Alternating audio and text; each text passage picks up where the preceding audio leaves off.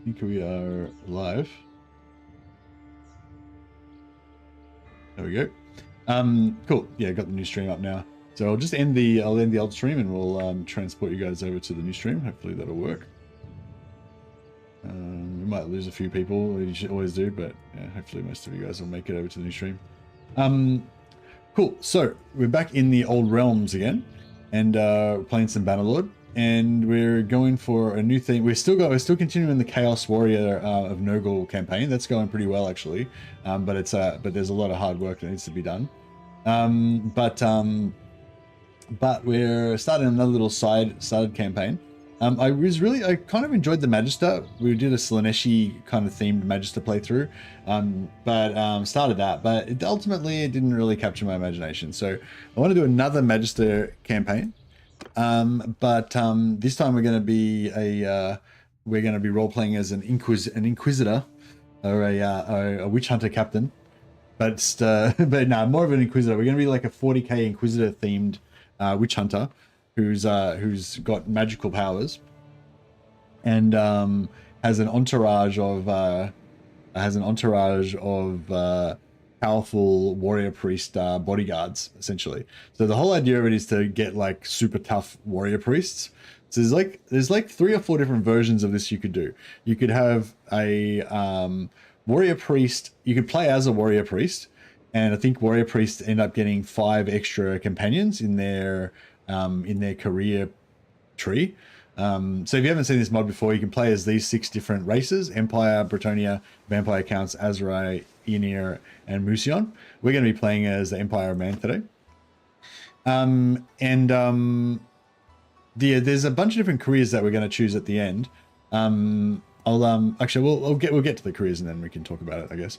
So first of all, we've got to create our character. I've got my pre-made character that I use for everything. There he is. But today he's going to be I guess he's an Inquisitor, so he doesn't necessarily have to look like a warrior priest, but I kind of want him to look like a warrior priest. So we might bald him up a little bit and get rid of that hippie beard. Or maybe we should keep the beard. I don't know. I think some warrior priests do have beards. Not like that. Too foppish.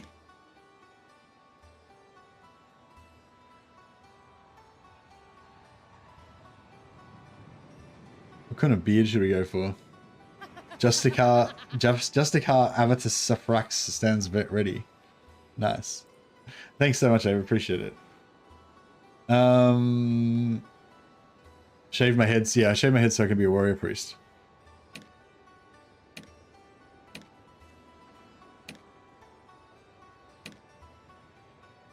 That's a good Inquisitor head. Oh, my Inquisitor is going to be like a battle Inquisitor, like a warrior priest kind of warrior Inquisitor. Maybe he was like studying to be a warrior priest originally, but then he realized that he had, magical powers.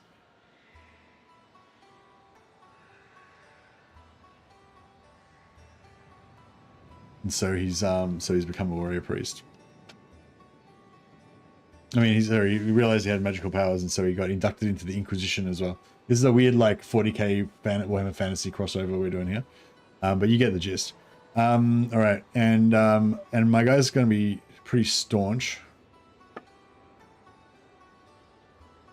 So it's butt size, thigh size, also width, also depth.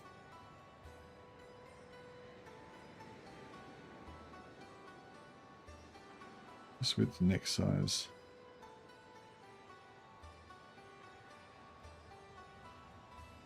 Yeah, I'm gonna make a small. You're gonna have a small head so that it makes your body look bigger. That's the trick. Yeah, all that's pretty good. Make it a bit taller.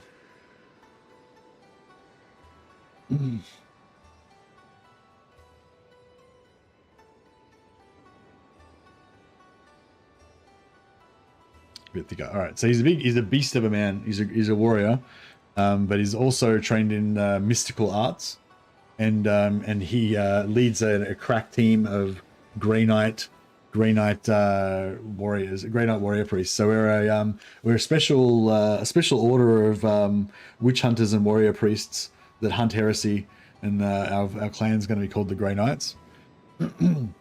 Now so in this one, I think what I'm going to do is I do want to go for high endurance like I usually always do, but we're going to go for max discipline.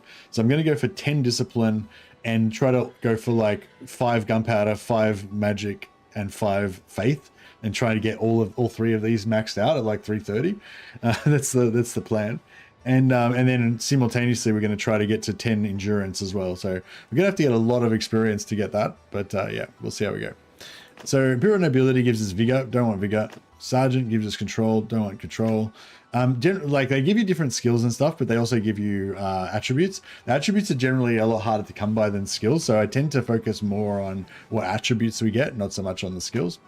Commoner gives us endurance. Okay, so that's a perk we want. I mean, I really want discipline first, but yeah, endurance is good too. Merchant gives us social. Yeah, we don't want that. So commoner. So he comes from common stock. He was plucked from a village somewhere. And then he was a Imperial cultist because we want to get maximum discipline. That also gives us one-hander, which we're probably not going to use. Medicine, which we will use. Steward, we might use. And faith is good. And then this is where you basically choose your career or your class for the mod, right? So I was just going to bring up the manual.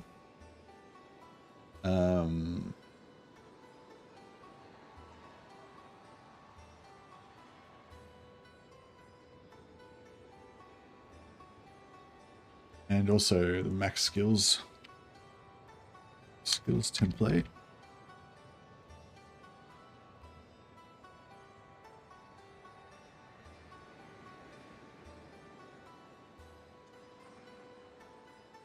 All right.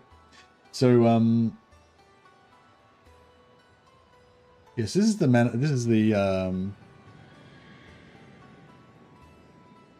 old REALMS manual. Basically you can look up the career perks here, and then you can look up all the different careers that you can go for. So if you're starting out with this mod for the first time, I'd probably recommend the mercenary, generic mercenary. It's actually really good. The coolest thing about the mercenary in my opinion is that they get plus 10 companions. So if you really like companions playthroughs where you have companions, mercenary can get up to 10 extra companions. And they've got a special ability where they can turn elite troops. So you can recruit troops and then convert your troops into companions. So that one's really cool. So in terms of what we're doing right here, and they can learn 1 law of magic. So in terms of what we're doing here, a Merc would kind of make a cool Inquisitor because he could like learn a bit of magic, and also he can have heaps of companions. So basically we can get plus 10 companions from there. So by the end of the campaign, you probably end up with about 17 companions. So we could have a huge squad of like 17 warrior priests, which would be pretty sweet, right? Plus he'd be have a little bit of magic and everything, you know. So that's one option for the warrior priest playthrough. The elite warrior priest playthrough. Another option is that we just be a warrior priest as well. So we're a warrior priest. We have a whole bunch of warrior priests, and a warrior priest background I think gets plus 5. Warrior priest Sigma I think gets plus 5 companions in their skill tree. Just double check. Yeah, increase companion limit by 5 once you get to tier 4. So you probably end up with about 12 companions by the end of your playthrough. So we could have like 1 warrior priest that we play, plus have 12 other warrior priests. And then we'd be able to kind of heal them a little bit with our warrior priest healing. We'd be able to buff them a little bit, and excuse me, we'd be able to and we'd be really tanky as well. Like warrior priests are really tanky. So that would be pretty cool. And he also gets some buffs to Sigmarite troops, but he doesn't really have anything. He doesn't really get anything that buffs companions per se. Just that he gets 5 extra companions. Another option you could go for is the Witch Hunter. So the Witch Hunter also gets plus 5 companions, I believe. increased, yeah, Witch Hunter gets 5 extra campaigns, so you have 12 warrior priests plus the Witch Hunter.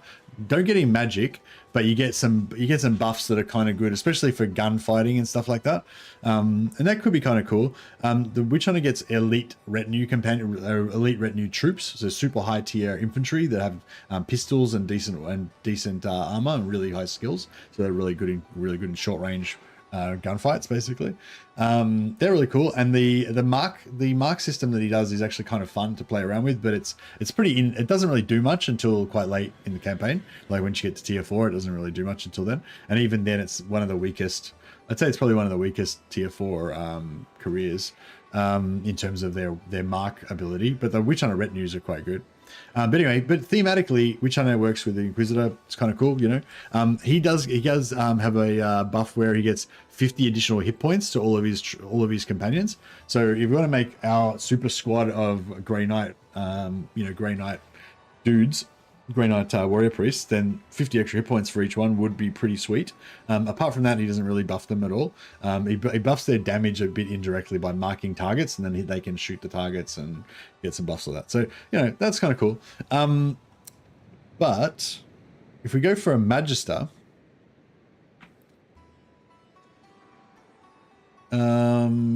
which is what I'm thinking of doing today, I think that's going to be the most interesting one. So the Magister is basically a wizard, right? So you can only learn one law of magic, the same as the mercenary, but you can channel your magic, which basically regenerates your winds of magic, so you can cast more spells. Basically, for every 50 points of spellcraft, you get longer duration, so it regenerates more. And for every keystone picked, you get additional use of arcane conduits, so you can do more arcane conduits. Excuse me. Yeah. But there's other things that are interesting. So the keystones that they're talking about, sorry, the power stones they're talking about, you can use them to modify units, including heroes. So my thought with this is that we'd have less warrior priests, but we could have you basically could have like 5 or 6 magisters that would be fairly weak, but they'd be spellcasters. And we'll level them up as like warriors basically, and then we'll have a bunch of warrior priests. And the reason why we want the magisters is because there's a few different skills you get for every magister that you have.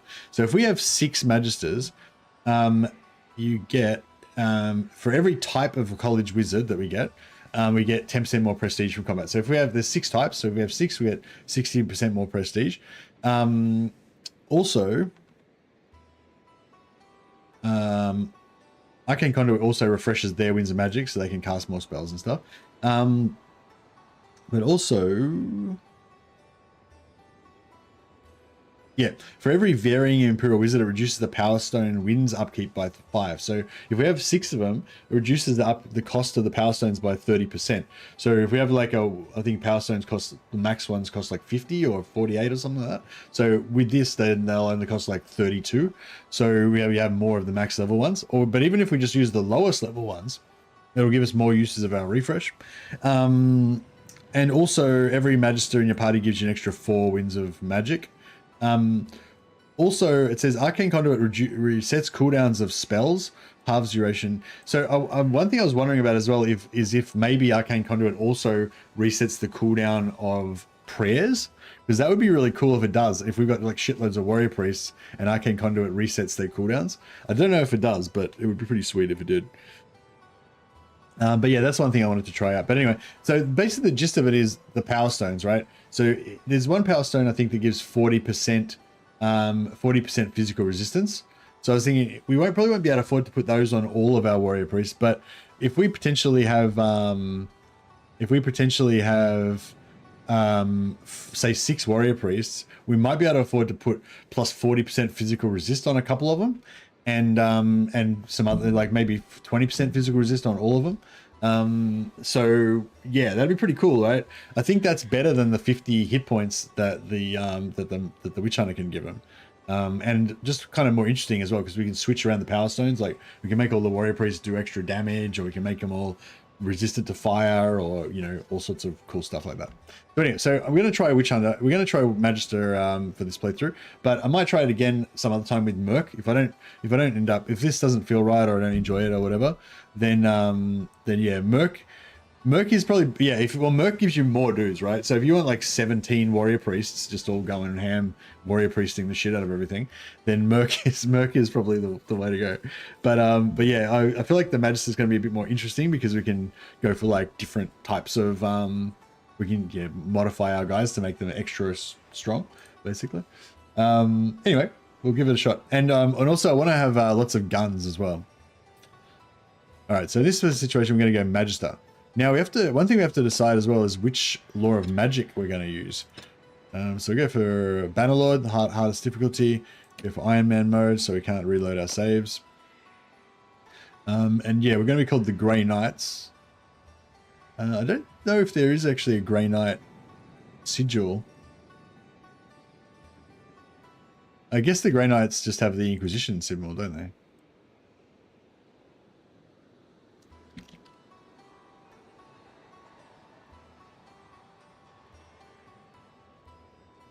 Oh no, it's the Book and Sword, isn't it? Is the Book and Sword their sigil, or is it the... Yeah, it's the Book and Sword is their sigil, isn't it? Yeah. I don't think we have the Book and Sword, but we can go for the Inquisition.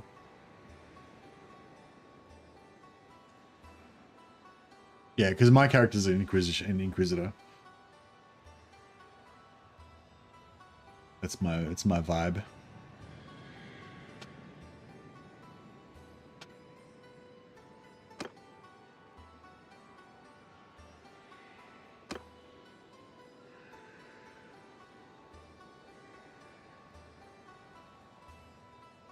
Just have a little Inquisition badge.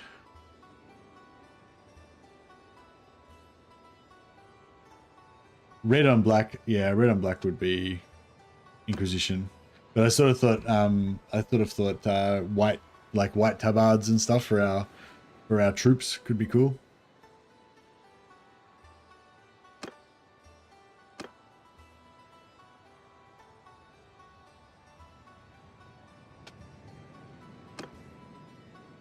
Wish we could get tabards for our warrior priests. That'd be really cool. All right, anyway. Maybe we should just call the Inquisition of the Inquisition. What should we call our clan? I was going to call them the Grey Knights. The Order of the Silver Hammer, or something cool, something like that, relating to Witch Hunters.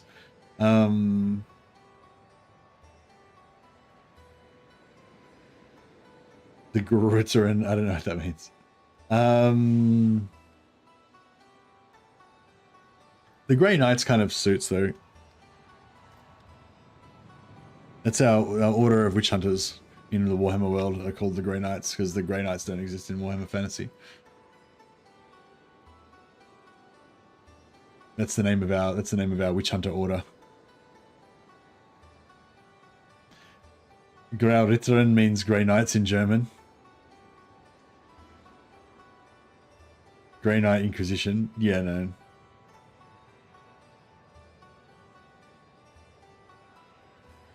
Alright, let's do Grauritteren. That does sound pretty cool, I guess.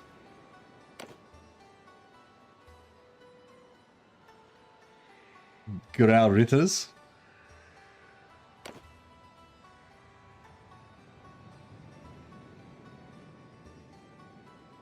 Grauritter. Grey Knight Brothers.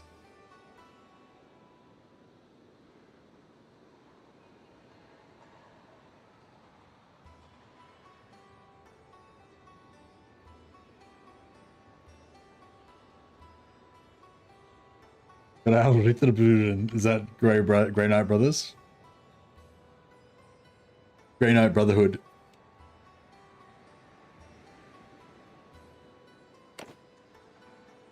All right, and Mercius, Mercarius, Mercar, Mercantor Thrax. All right, good. I feel like you do a lot of the heavy lifting when it comes to these things, but you know, I think we're on the same wavelength pretty much. All right, Mercantor Thrax, my Inquisitor. It's a good strong name, indeed. All right. Oh yeah, so Lore of Magic, right? So we can actually look up the Laws of Magic and check out all the different spells before we choose. So if you go into your guide again, go spells and prayers. These are all the different types of prayers. So we get minor magic, so we can get some shooting.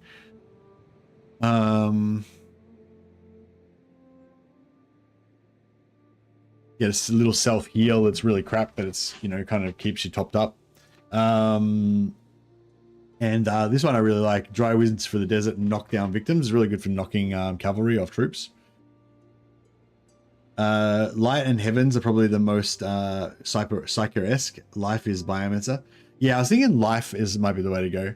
Also, I wanted to try out, I kind of don't want to be too, like, I don't really want to focus that much on magic, but I mean, we probably will have to because we have to level up our magic somehow. But yeah, I was thinking, you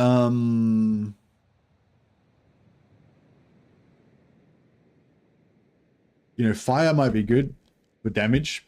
Light, light is good for I like this physical resistance aura that you get, physical 50%. Light has banishment, however, it doesn't in this mod. No, it doesn't in this mod. We've got slow down time, so we can slow down enemies to like make our guys go crazy more, which I think is pretty sweet.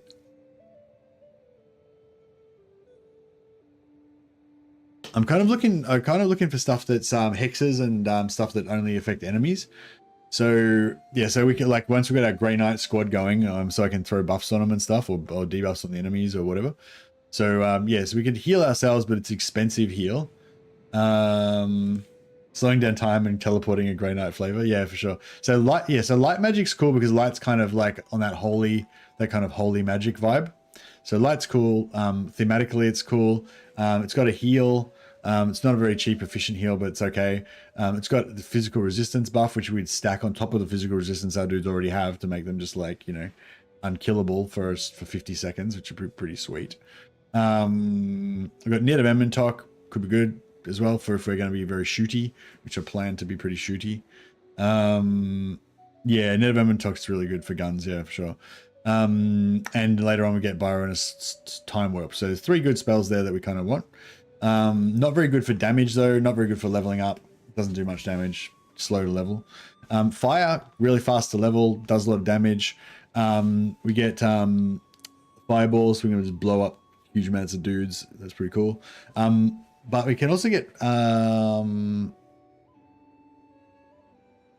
yeah, you can get Cascading Fire Cloak, gives you 70% fire resistance, and you can also get like 30, you can get resistance to your own spells, so you can just like firebomb on yourself, but it'll probably kill our warrior priests, so that would kind of suck.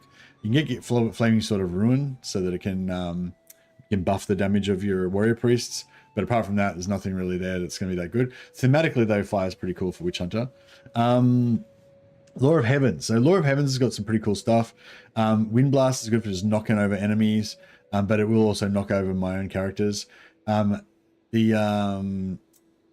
the Harmonic Conversion is pretty good. 50 physical resistance in an aura in a radius. A little bit more expensive than the light magic one, but otherwise it's the same pretty much. More damage spells. It does have Comet of Cassandora, so it's got a big damage spell that you can use that's going to be really powerful. Also, Curse of the Midnight Wind, I think, is one of the best debuffs for you know, enemies, because it's reduced their speed, movement, and their damage. So that would, like, if we're in a tight area, we could like cast that, and all of our enemies would be slowed down and nerfed to shit, basically. So yeah, so I think, yeah, Heavens is good because we've got both the buff to make our guys tankier, and we've got the hex, and we've got the big damage, so we could level up fast once we get to high level. So yeah, so I think Heavens is a good choice possibly. Now, Life Magic doesn't have the big damage, although I read somewhere online that you can actually, the way that you get a lot of experience with damage spells is by casting fireball or something on a big blob of enemies, and you get a lot of XP from casting the spell because it's a pretty expensive spell, and then you also get extra XP for all of the damage that you do to all of the dudes. So so fireball's like good leveling spell. But healing is really shit because it doesn't have any good damage spells, right? But apparently healing also gives you extra XP the same way damage spells do when you heal your own units. So if you get like a big blob of your infantry or whatever and then cast heal on them, that gives you a shitload of XP as well, same as fire, apparently. But I'm guessing it's based on the damage dealt, based on the healing done. So you have to have troops that are actually damaged for it to work. So, but I was sort of thinking about experimenting with that and seeing if we can actually kind of level up fast with regrowth. Trying to like just heal the shit out of everything and see if that gives us a lot of XP or not. Anyway, in terms of healing, in terms of life magic, it'll be slow to level up. However, hey Massive, you're using your heal on full HP units. Okay, and you're still getting XP, you're still getting extra XP. Like you get more XP casting it on full HP units than you do just casting it on the ground. Because that's what I wanted to test basically, whether you get more XP casting healing on full HP units, or you get the same as if you just cast it on the ground. Anyway, life I was thinking is kind of cool because it's got this slow. It doesn't slow their attacks though, it only slows their movement speed, but it's still useful for not getting overwhelmed. It does give you more XP if you cast it on lots of units, but I think it gives more XP if they're damaged. Okay, well still, even just casting on lots of units to get more XP is still going to be potentially good. But anyway, so I wanted to try that out. So regrowth, we could level up with that. Also buffs as well. Apparently casting buffs on shitloads of units also gives you XP as well, like kind of like how damage does. So I'm sort of, I'm sort of thinking maybe I misjudged life, and maybe if we just have lots of units and we just casting spells all over our own units all the time, we'll actually level up fast on it. So I'd really like to test it out. And then I was thinking when we eventually get up to really high level, we get Dwellers Below, which I think is probably a pretty good damage spell. It does 10 damage per second for 15 seconds, so 150 damage. So that's going to like one-shot normal infantry. Also, it knocks down and slows, but only enemies. You know what I mean? So we could put Dwellers Below on top of our Grey Knights, have our Grey Knights fucking smashing everybody while the enemies are getting knocked over, taking damage, getting fucked up, basically. Dismounting cavalry. It's just like, I don't know, it just seems like really cool.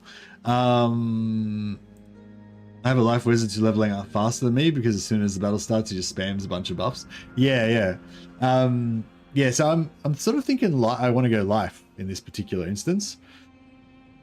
Even though it's probably not going to be necessarily the best, but yeah, also I think Dwellers Below is like, it's going to be like these tentacles coming up out of the ground, and it kind of gives me that 40k warp magic kind of vibe, Beasts has some cool stuff. Tangling Thorn roots enemies, but only in a small area, not as good as Line of Net of Amontok. Pain's Impenetrable Pelt, 40% damage resistance for 40 seconds, bit cheaper, not as good, but a bit cheaper than the other damage resistances. Oh yeah, that's the other thing too.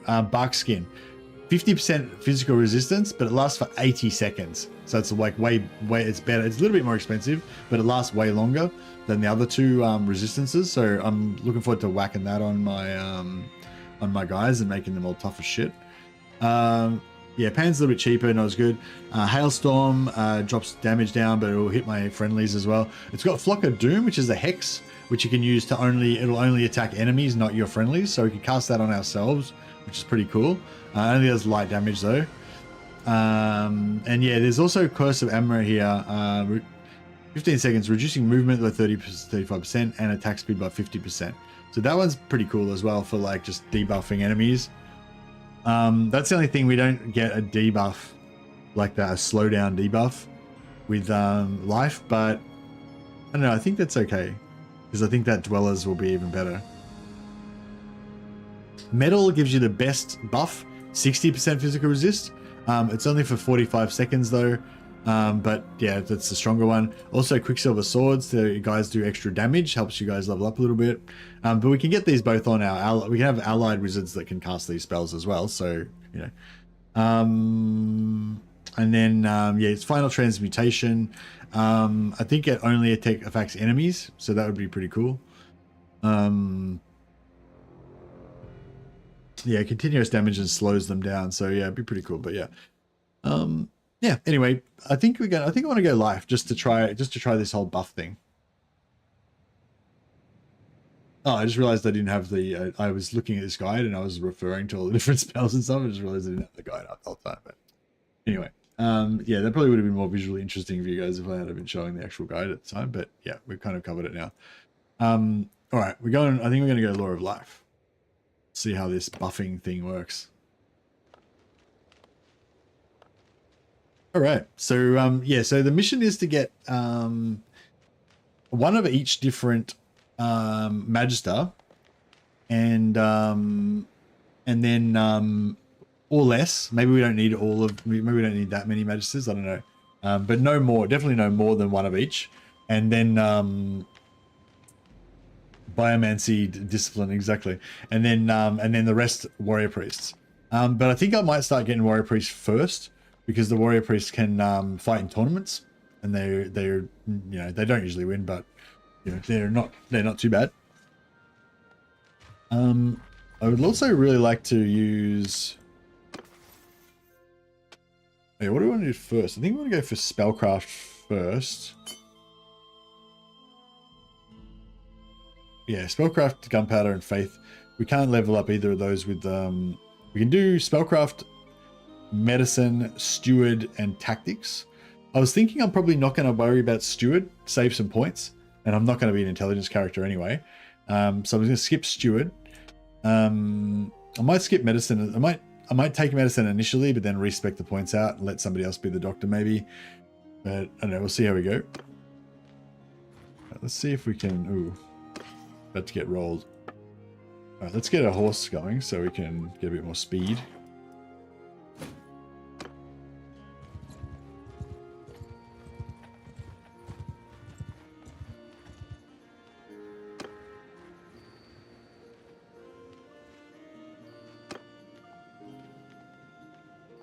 I got a heap of faith points, but I didn't get any flagellants. I was hoping the flagellants would join me. Yeah, you always get a Bright Wizard outfit. That's just your starting clothes for being a Magister. Oh shit! Hello there, little lost sheep. All right, we're gonna start out the campaign by being captured. Under my This is the early adventures of Mercantor. I've got a dagger. I'm not sure it's going to help us in this situation, though.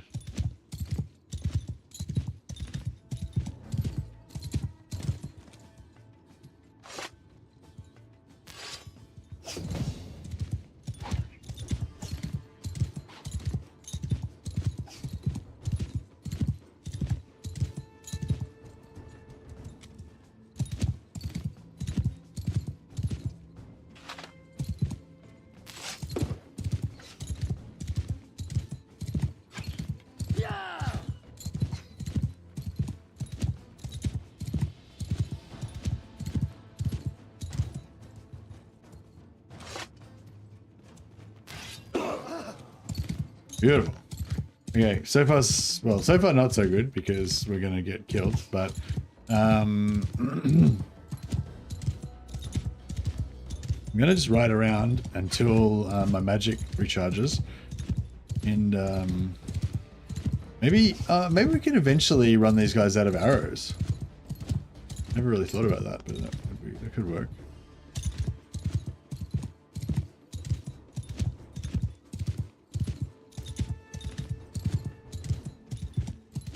Yeah, I don't know how many arrows they get, but maybe we could, if we could run them out of arrows. Total War Tactics, yeah, ammo wasting. Total War style.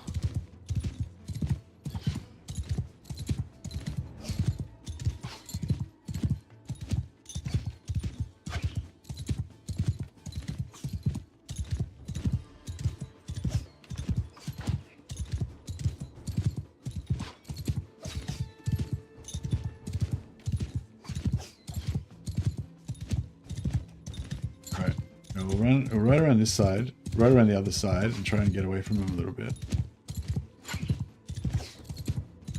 We only get one use of this recharge, and it's not going to really recharge very much. We might get like one more shot out of it or something.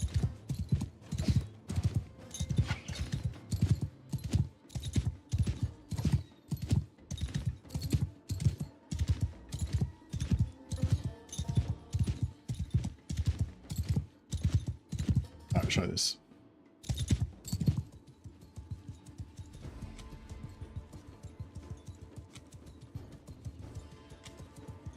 Three shots.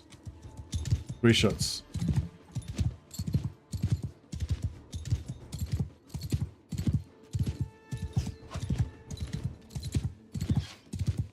Oh, you reckon we'll be able to waste their ammo, or are they just gonna have...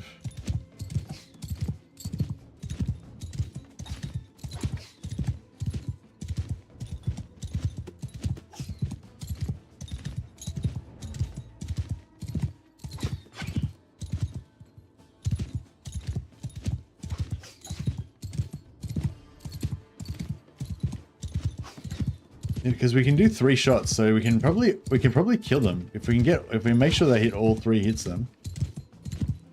Then I reckon we might be able to win this. If not, then they should be damaged enough that we might be able to like kill them with that dagger. If we're lucky.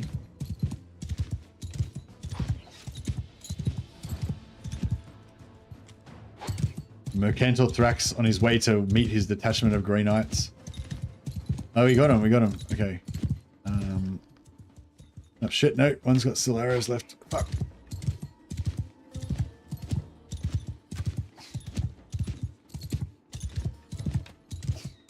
Okay, beautiful. Alright, now we're good. I need him to group up, make sure we hit all 3 at once. Yeah, on his way to meet his detachment of Grey Knight bodyguards, Mercantile Thrax gets waylaid by some I think we'll need them to be like lined up so that they're not all like... I feel like the front one's going to block the other 2.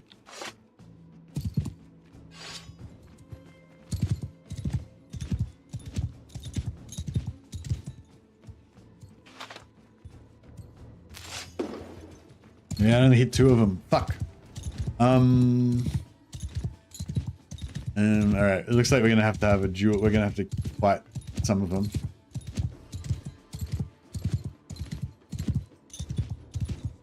Oh, one of them picked up an arrow.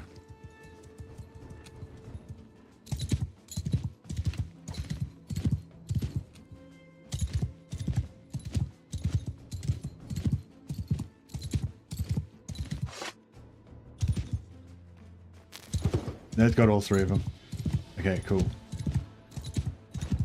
Yeah, so if we can get all 3 again, then that'll kill 2 of them.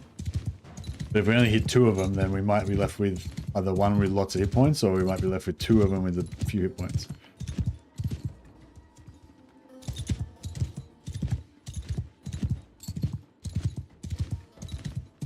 There we go.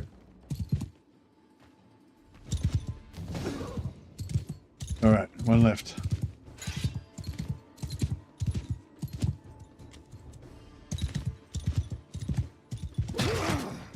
Oh, he lived. Did 10 damage to him.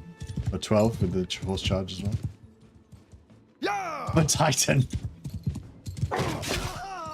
Beautiful. Yes, so he was waylaid with before he picked up his equipment or his Grey Knight bodyguards. But he managed to defeat the bandits with his psychic powers and his dagger. Huzzah. I'll capture these guys and make them serve Titan now. Lucky I equipped that horse. Yeah, otherwise I would have been completely dead for sure.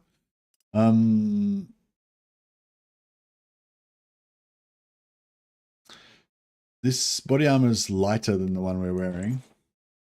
And the fire damage doesn't really help us too much. Actually, this one's even lighter.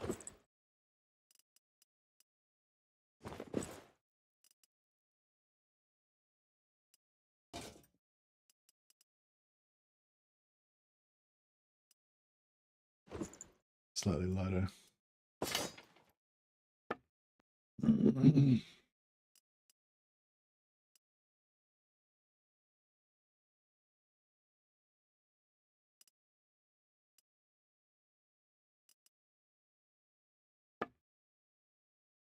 right, good.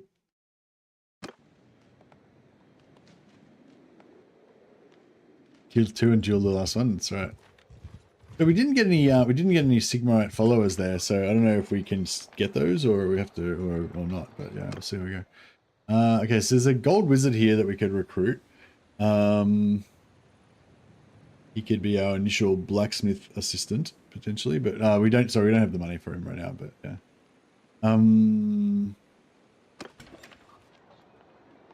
We can get some. Try and get some smithing going to get some quick cash. We do eventually want to level up smithing.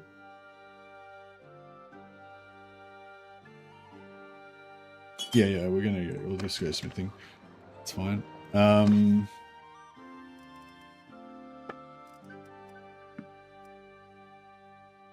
Get a heap of wood. And I want to join somebody so I can get free experience, free training while I'm doing my blacksmithing. But that's all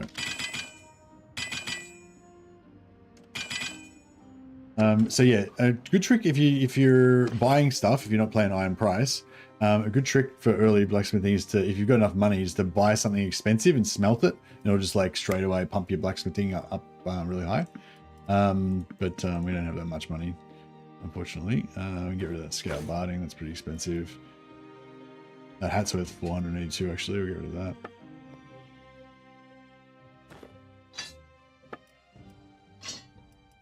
Get rid of the dagger. Actually, that dagger was probably worth... Dagger's worth 93. I think if we smelt that, the ingots are worth more than 93.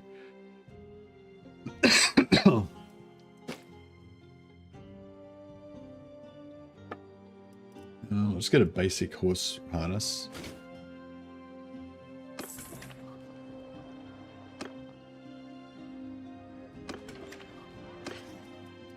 These spike clubs are pretty good. They give you some good ingots. Not sure about this demi-lance. Might be good. Lion steel spear. Yeah, not sure about that. Alright. And then you can just go into smithing, and the 6, yes, the 6 has got some good ingots. Probably worth more than 93. Maybe not, but who knows. Demi-lance. It's melt. This is a higher level item. Maybe it'll give us some XP. No, not really.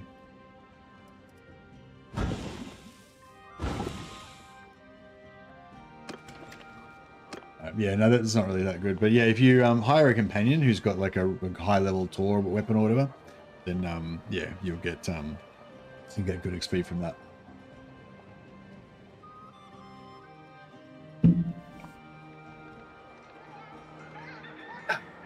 Yeah, I was thinking about what to do with that warrior priest, because I kind of wanted the warrior priest to be like tanks.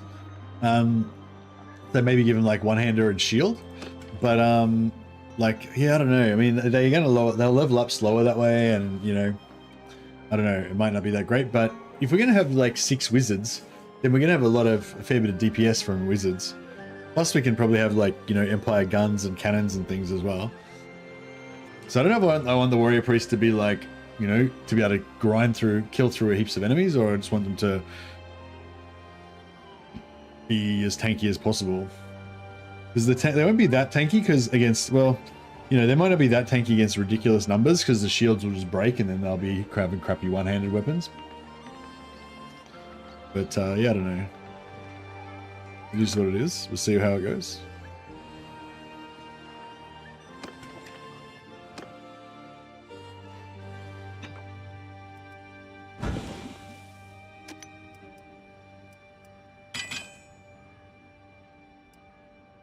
Right, let's get some money polls happening. So yes, we have the unlimited resources of the Grey Knight Order behind us. Now we've unlocked this recipe. Just doesn't use any wrought iron, so we can just, as long as we can buy wood, we can just keep converting the wood into rakes, which is a good.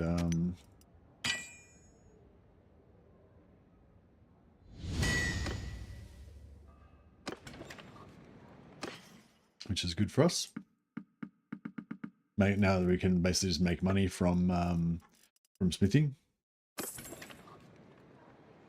Oh, how's our weight? Weight's good. Okay. Have you had any success with workshops in this mod? I found they almost never make money, even if they feel like they should. Yeah, no, I don't bother with workshops or caravans in this mod. Caravans are, yeah, I'm not sure about workshops, but caravans are screwed because of all the parties everywhere killing everything. Yeah, I'm not too sure about workshops. I haven't even bothered building a single one. Oh, here we go. Empress. What? Empress? Empress. Maria Louise. Oh, is that Carl? That's Carl Franz's wife. Mrs. Franz. Yeah, let's work for Mrs. Franz. That sounds cool.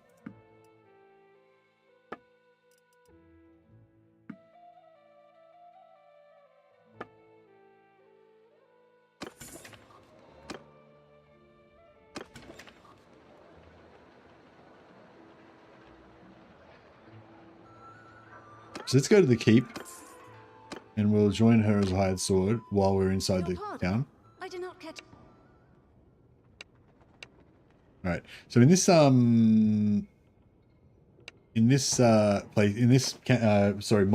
in Old Realms, you can become a hired sword where you fight as a mercenary, just a mercenary soldier in the army of your excuse me, in the army of another lord. And but you also, as a perk, as part of doing that, you get to choose a free skill that you can just get leveled up constantly every day, as long as you're not wounded. So we can go spell, and the Magister class that we've chosen has got one of the best selections out of any of the classes. You get spellcraft, so you can level up our magic. You've got steward, which can be quite slow to level up, and that increases your party size. We don't really care that much about that in this situation, but it's normally a good one to have. One-handed is crap one, because you can easily level up one-handed, just ride around chopping things with your sword and it'll go up super fast. Medicine, which is it's sort of slow and steady to level up, but it's really good if you can power it up to at least 75, like right at the start, which this lets you do. So that's great. And tactics, tactics I think is not too hard to level up if you've got the points in it.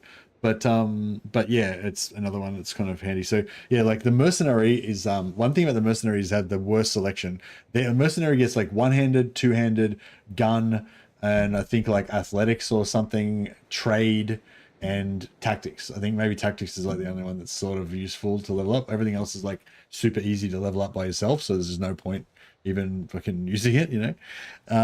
But yeah, this one's good though. We've got spellcraft. Let's do it. So our spellcraft's going to power up. And we've got I just bought a bunch of wood. So anytime we go into a settlement, we can just do a bit of blacksmithing and start powering up our money while this powers up our spellcraft at the same time. So yeah, so whenever I start an Old Realms campaign, I always like to do a bit of this sort of stuff. Just kind of, start kind of preparing your character, a bit of training, I guess, at the start before you start full-on adventuring. But yeah, one thing I do like to do is put all my focus points in. So I'd like to have 5 focus points in spellcraft while we're training with this guy. But I don't know, having no points in smithing when you're first starting out can also be frustrating. So it was like one or the other kind of thing. Oh yeah, also our career. So we've leveled up 3 times. So we've got our career points that we can spend. So we can do that. It gives us 5 extra winds of magic straight away. Should have done that before that first fight.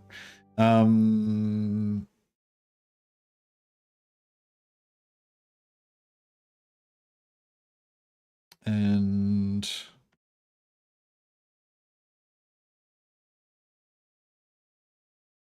I'll probably just go for the other 5 winds of magic. Just try aim for that for starters, but we'll level up enough to max out this whole section pretty quickly. So, right, so we can just keep waiting here while our stamina XP, smithing stamina restores. Spellcraft's powering up pretty nicely. All right. The other good thing about smithing is it gives us character experience, so we can get levels, which we can then use to put focus points into spellcraft, so that we can be training faster.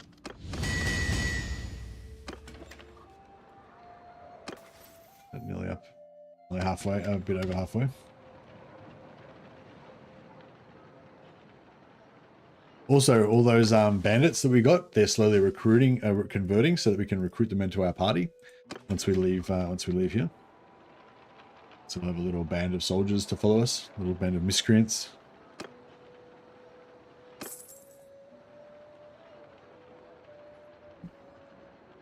Unfortunately, we can't learn Faith. The other thing, if we had been a witch hunter, then we would have been able to train Faith, which is another slow one to get going. So yeah, we can't learn Faith, but that's all right. I mean, we can learn Faith by praying and stuff, but we can't get free Faith points through training.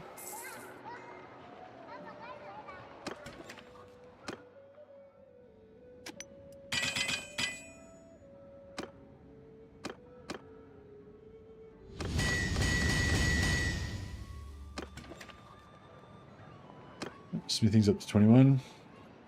Character levels nearly there.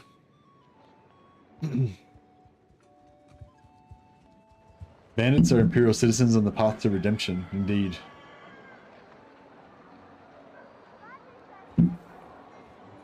We need to think of some cool, like, different characters for our different things. I was kind of thinking maybe we should make all of our different, make all of our Grey Knights have their own different weapons and stuff. Like, one could be like sword, hammer and shield. Another one can have like a force glaive.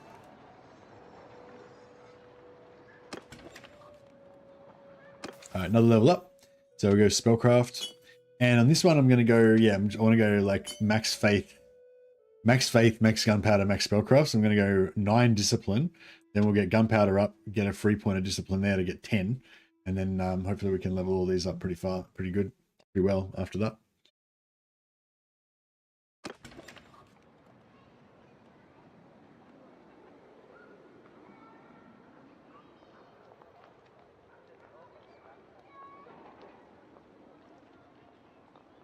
Justicar Avatus Suffrix. Thanks again for the super chat, Ava. And Horse Halberd sounds pretty awesome.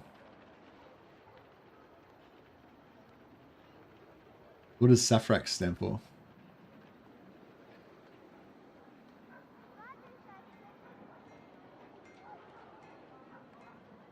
Hello? Yep, cool. Just making sure I didn't mute myself or anything. Suffrax Sans Frontier. Oh, yeah, of course. All right. Just gonna go in.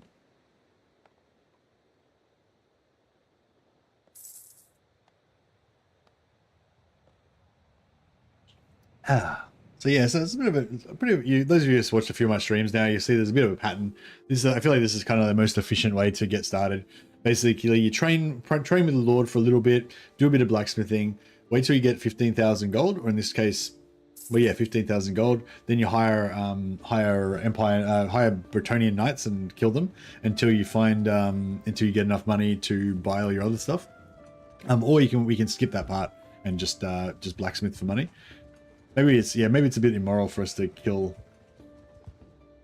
Bretonnian knights. Actually, we could kill some Bretonnian knights and then we could steal their armor and give it to my my mages.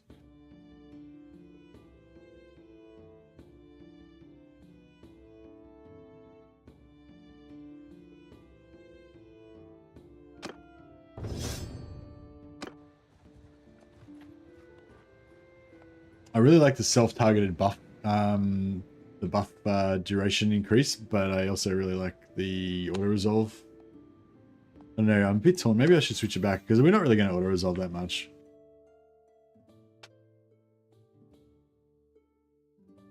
Damaging spells do 30% less troops in party. Yeah, see, I don't really have any damage. I don't have any spells that can damage my party. The missile spell I'm probably not even going to use. So yeah, I might actually respec back to that, because it'd be pretty cool having 50% extra duration. You also get another 50% extra duration with the Magister career. So we could probably end up having like our bark skin last for just fucking ages because it's 80 seconds base. So that's 120 seconds, and then we get another 50%. There'll be like 160 seconds. Pretty cool. Like over 2 minutes. 2.5 minutes. That'll be like longer than most battles last, probably.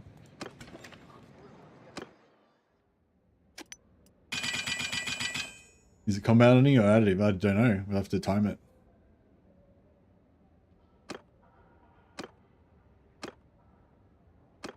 I imagine it'd be additive, but yeah, who knows?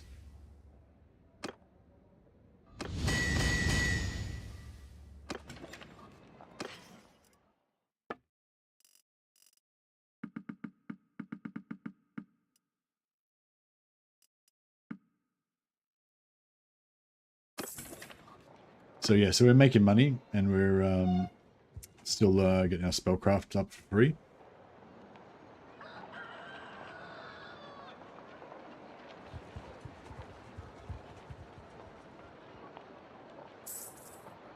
She seems pretty content just to stay in this village, to stay in this town for ages and just give us free XP, so that's cool.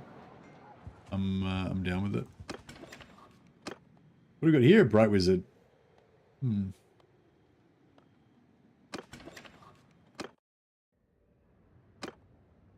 We could get a Bright Wizard.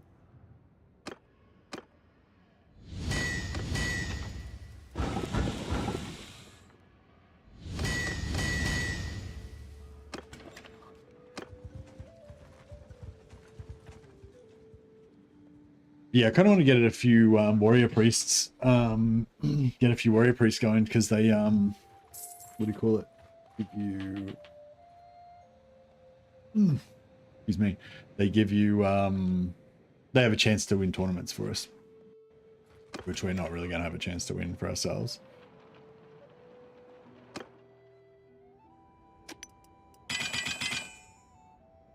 Hey, we just got 25 smithing finally, so now we can make charcoal more efficiently.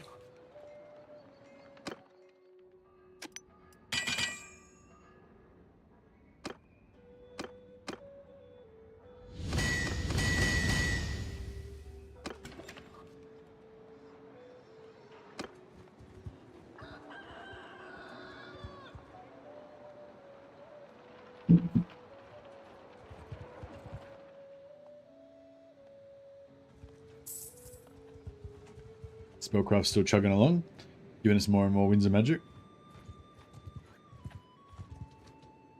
All right, let's fight a battle. With when you're playing as a wizard, it's actually not too bad. If you're a melee troop, you don't even want to join the battles at all. But in theory, if we can do this without getting shot by an arrow, I know that we're going to get shot in the face by an arrow, but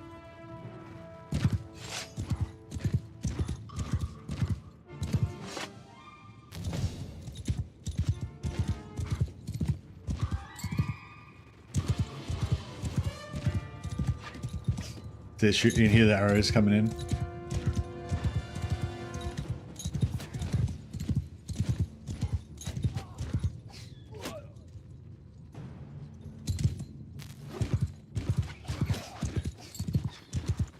If I get hit by an arrow, then I'm going to lose my training. So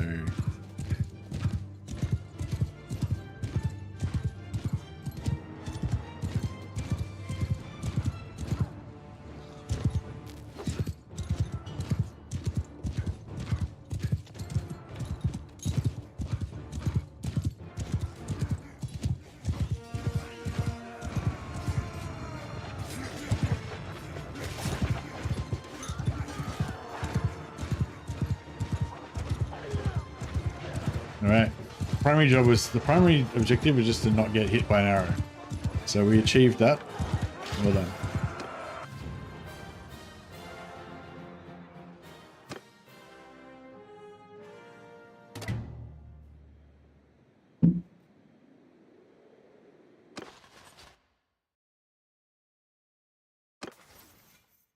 Oh yeah, I noticed another trick as well. You can go in with a bunch of troops, and then you can actually it'll get when you first join as a hired sword, you lose all your troops. You only keep your companions.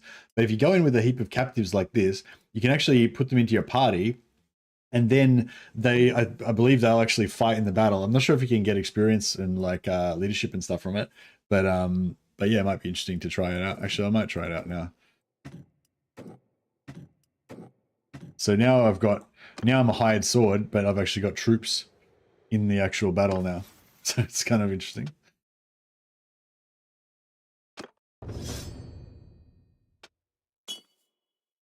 Keep putting out. So we're learning spellcraft for free. So on as many focus points as we can in there to keep that leveling up quick.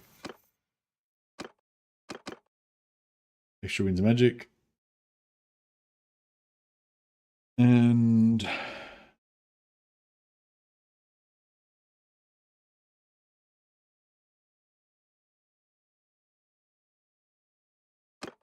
yeah, I'll get the ward save. I don't know if the spell damage matters, but I guess we'll grab that, and then we'll go for Steward, and then we'll put the rest of the points in the other side. It doesn't really do anything for us. Gonna get your bloke some demigriffs eventually. I'll stick to horsies. Hey, Massive. I think you can only get one demigriff. You can spend influence, I think, to get like one prestige, sorry, to get like one demigriff for yourself. That's about it. I think you can loot. You can occasionally buy them, maybe. And you can occasionally loot them, but yeah, pretty hard. I don't know if we have an opportunity to get some demigriffs. I guess we'll see. We'll figure it out then. But yeah, I wouldn't mind getting a demigriff for myself. They're pretty cool.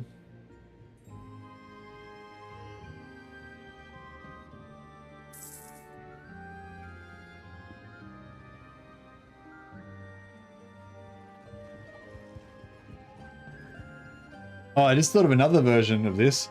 We go damsel, go play as Bretonnian damsel, and make our Grey Knights all knights. But that wouldn't really be warrior priest, would it? Well, yeah, we could have Grey Knight knights, and then have them like teleport around everywhere.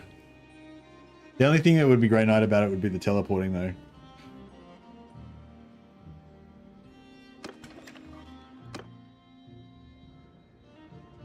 Grail Knights, the Grail Knights, lol. All right, cool. I'm going to go upgrade here just because it makes the level a bit higher. So it might unlock a little bit faster. Actually, I might go for that as well. It won't. They won't be worth that much, but it'll unlock. It'll be quicker to unlock the bill hook if we're doing higher level stuff.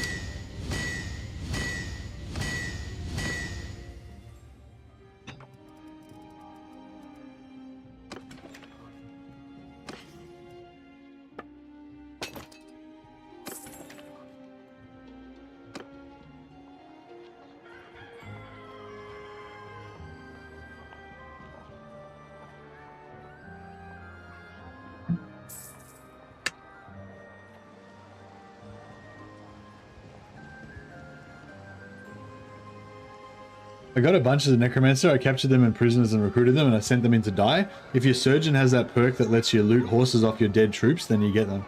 Oh, wow. That's cool. That's cool, Massive. All right. Yeah, all right. Yeah, thanks for the tip, man. That's really cool. Yeah, I think that our Grey Knights should ride on demigriffs. That would make a lot of sense.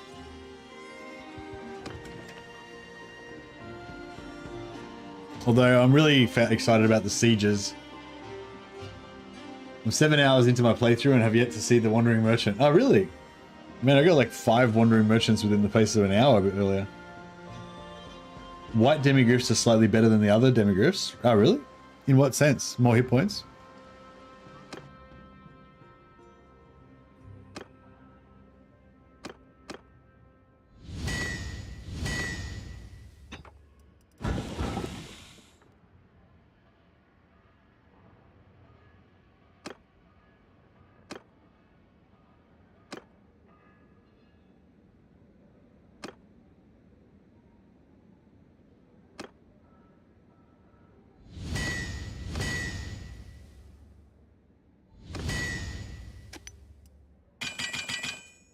Oh, an extra 1 point in charge damage, okay.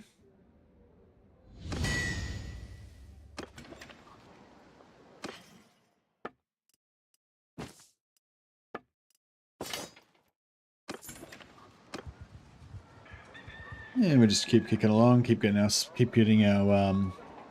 spellcraft charged up for free. Keep leveling up our blacksmithing so we can get more character experience there as well.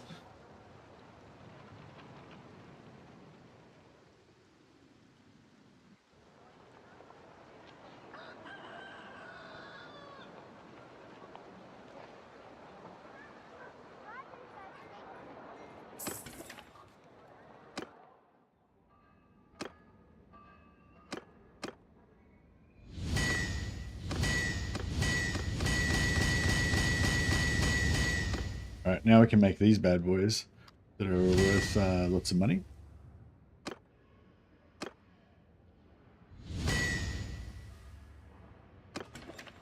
And now we can make heaps of cash.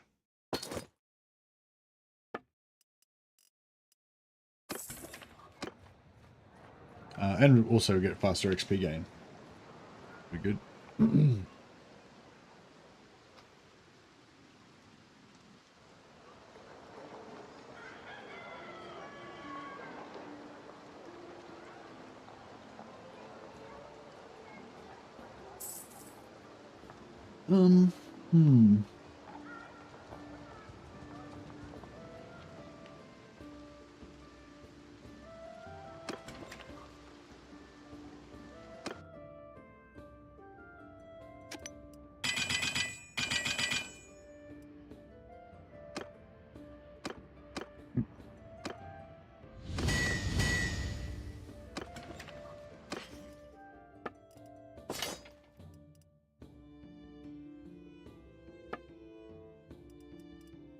I think broad blade throwing knives have like you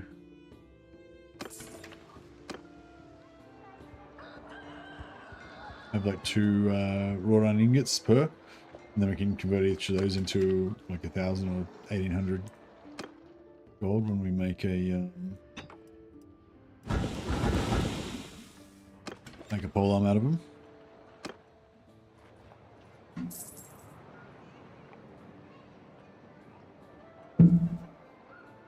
Yeah, I think we'll yeah, in a second we'll have enough money, so we'll figure out where the closest warrior priest is.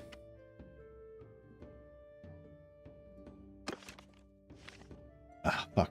That's no good. Alright, we're gonna have to do like a tour around to try and find one. So that kind of sucks.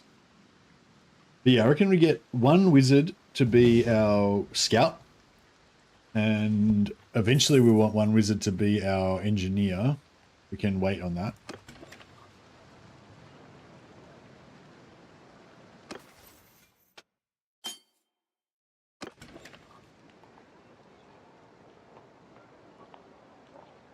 So maybe we go, yeah, maybe we go 1 wizard and 2 warrior priests first, and then get a 3rd warrior priest once we get it level up, and then wait to tier 2 to get the rest of our wizards.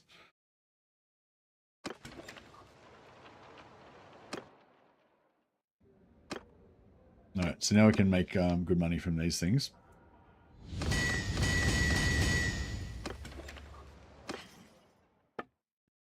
There you go, 15,000. So this guy's 20,000. I know. Do we want a fire wizard as our scout?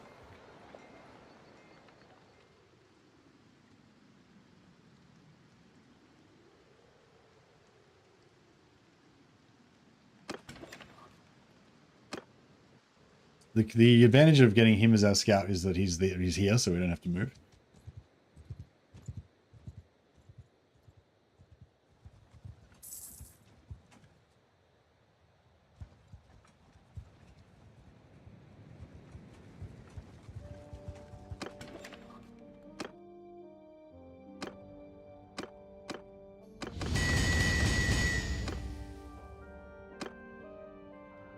And also it would give us another blacksmith. It would give us another person to join our blacksmithing posse.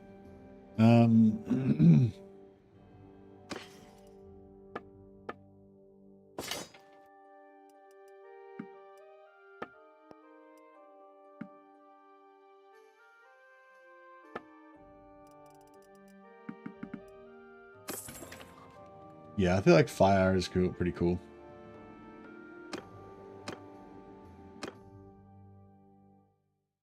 Hey, so who are you then?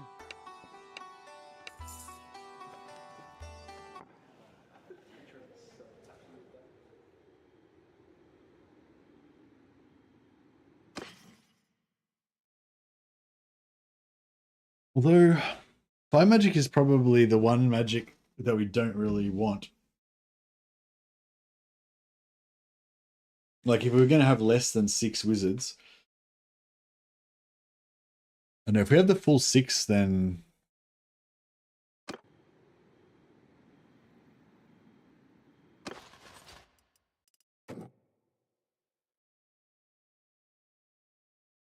so yeah, so we can give our companions power stones.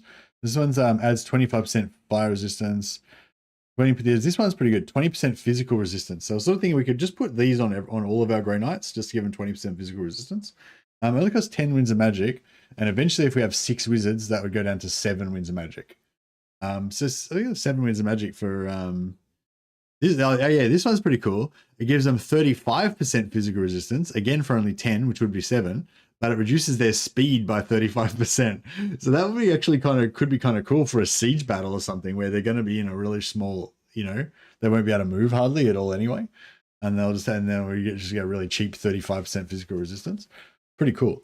And then every one of these that we have, we get an extra use of our recharge. So if we have 6 guys with these, which would cost us 42 winds of magic, which is fine, then we'd end up with 8 uses of our channeling ability. So we'd basically have infinite magic. So that's sort of thinking it could be kind of cool.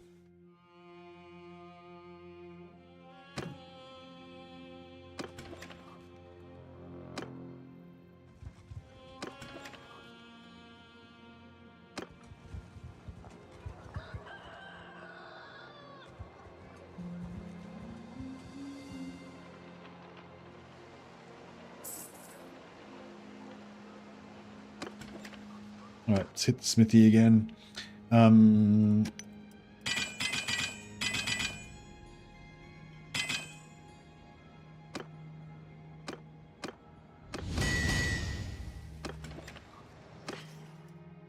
right, now we've got 2. Now we've got 2 guys here. We can do some industrial smithing.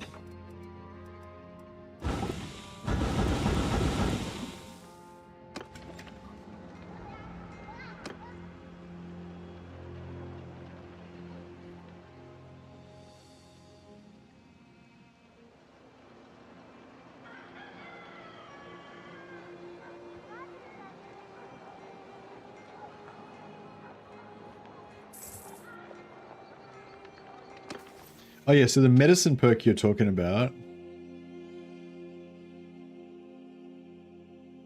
it's pretty deep in, isn't it?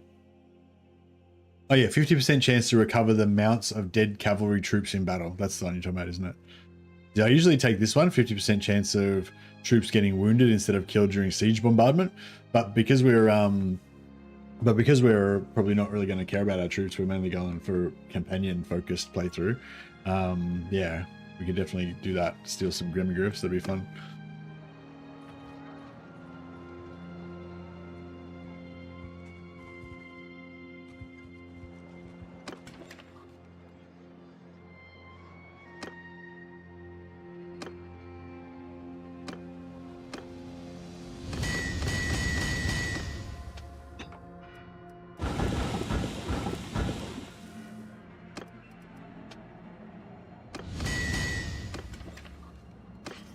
So now we're making good money.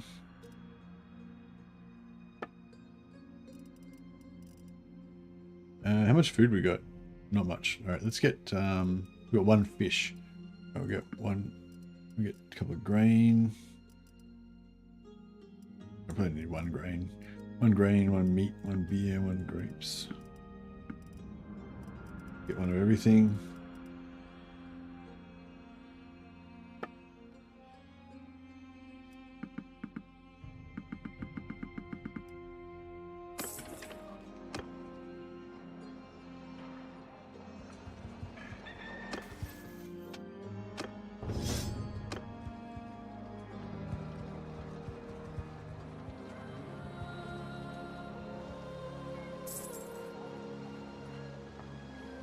Oh yeah, and we want this guy to be our scout.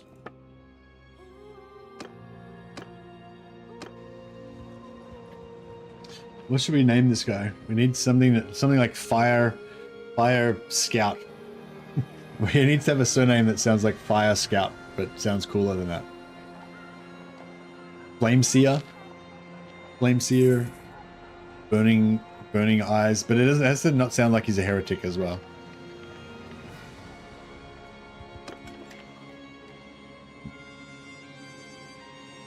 I guess what about Bright Spear? Spear kind of thinks of like arrowing, pointing. Bright Spear kind of sounds like he's pointing at something. That could make me remember that he's a scout.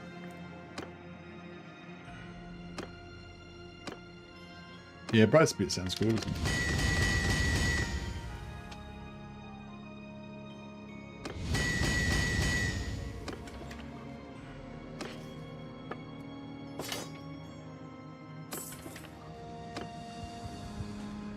We need to leave the town before a new companion will spawn in the cabin. If she leaves by herself, then that would be good. But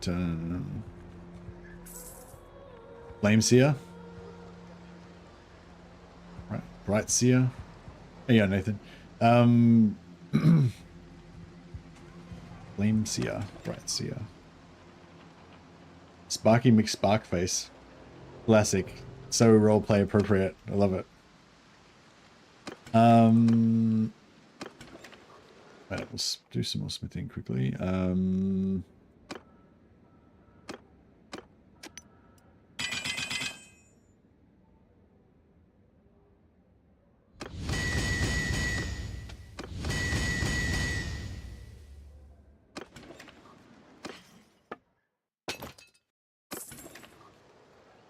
All right, let's talk to the Lord.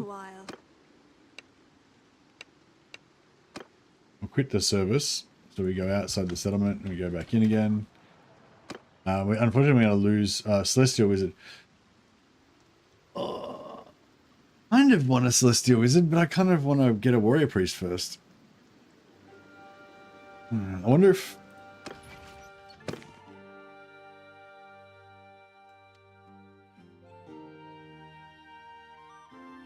All right, let's just do a bit of a tour around. We'll have a break from smithing for a second and training, and we'll do a little bit of a tour around the Empire to see if we can find a couple of warrior priests. So we go to Eldor first. Oh, we're overweight.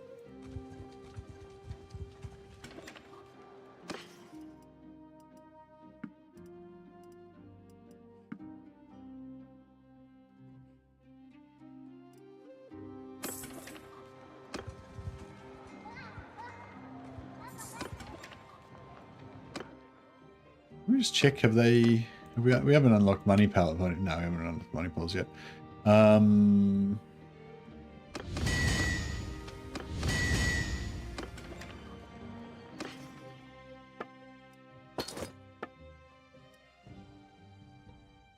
Just sell all the ingredients, or most of the ingredients, because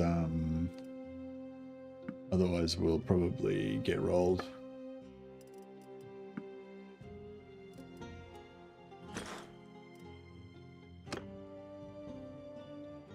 All right, cool.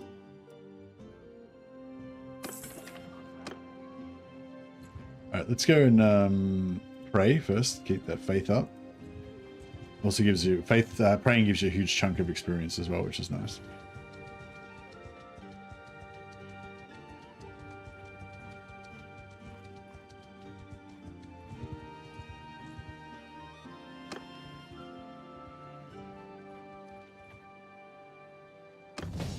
Oh, nice. Yeah, we've got flagellants. Faithful. 5 of the faithful have joined us.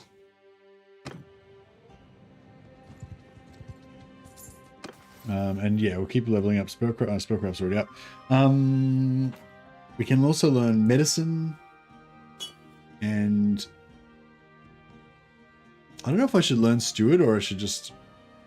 Steward does help our class ability though, so it's kind of good to level it up, but it's also getting more, more points.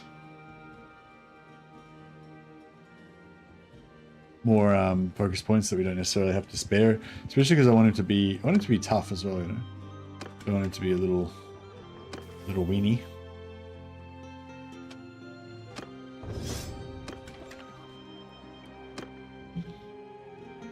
All right, let's go north. Oh shit! All right, let's go south.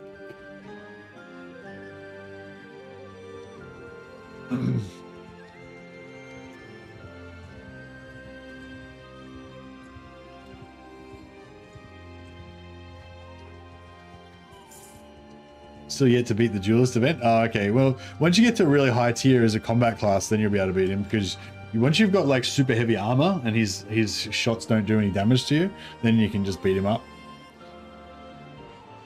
Well, no, it's still like he still puts up a really good fight, but yeah, it's a lot easier once you're actually tough. Actually, I might just like get some magic going.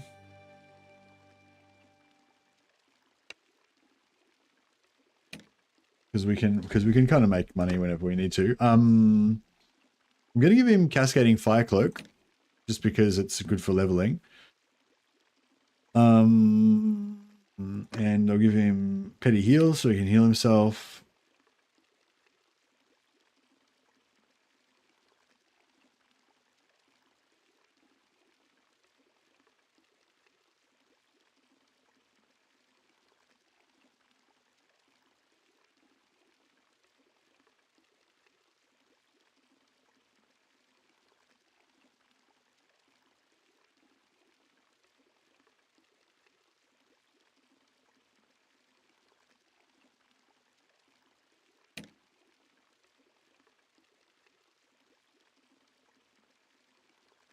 Yeah, I'll kind of give him a couple of spells that he can just keep spamming those all the time, so that he wastes all his winds of magic every time we get into a fight. And for me, I don't want Petty Heal, because I'm going to have a better heal than that anyway. I want Dust Storm, so I can knock people off their horses. I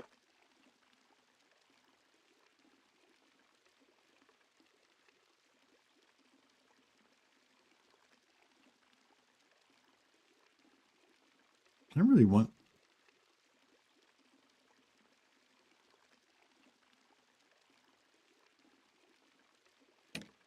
I know, I'll give that a shot, I guess.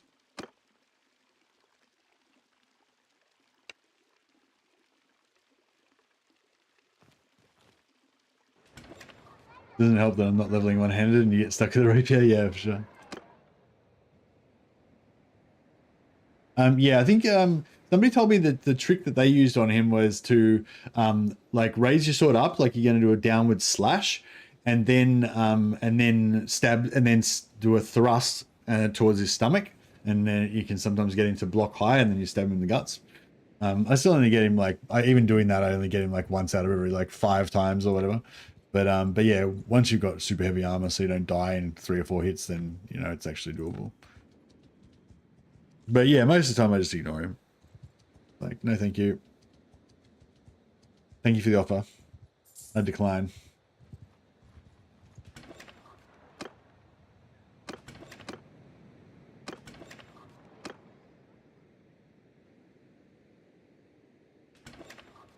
Reward for winning is like 500 gold or something. It's like, no, it's nothing.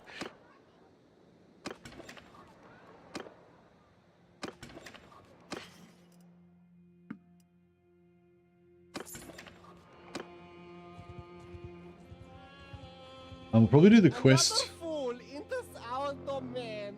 Surrender your gold, forfeit. Oops.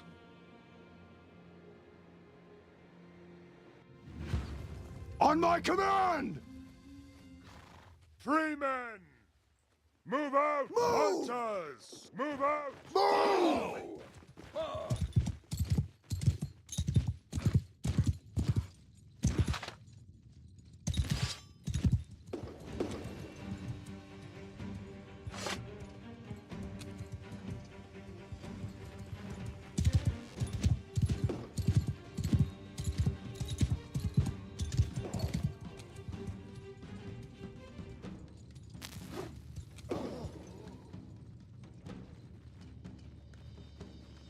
Sigma's heirs!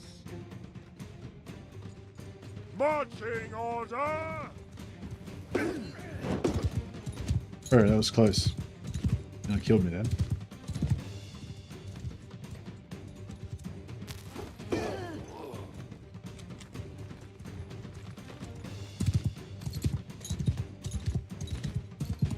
Sigma says, move out! Move out! Men of Napoleon! Kill them all!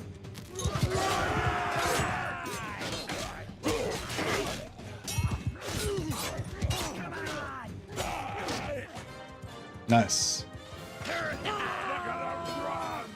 My character's voice sounds exactly as you'd expect a warrior priest grey knight to sound like. Oh, nice. Roleplay appropriate. These guys should be killed, not captured, but so yeah, unfortunately we'll have to bring them to oh my god, the bent sledgehammer of justice has arrived.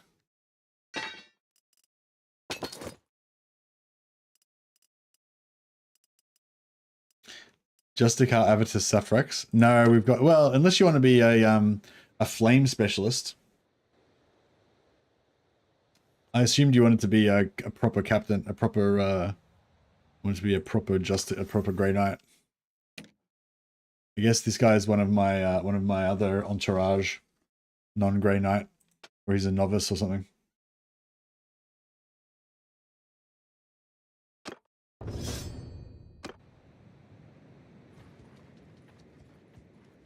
I'm planning on, I want to try and make them all into melee combatants eventually.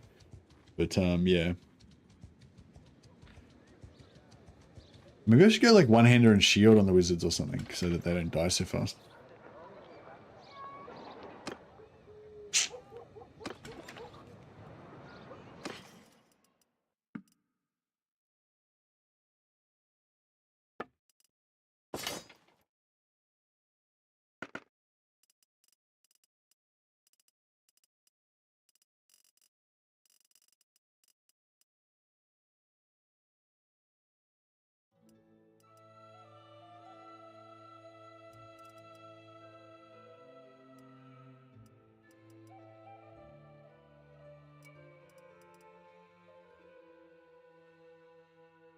Gold Wizard Cape?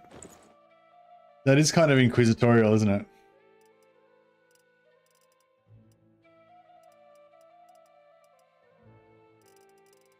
Yeah, I don't think there's any other capes that are better.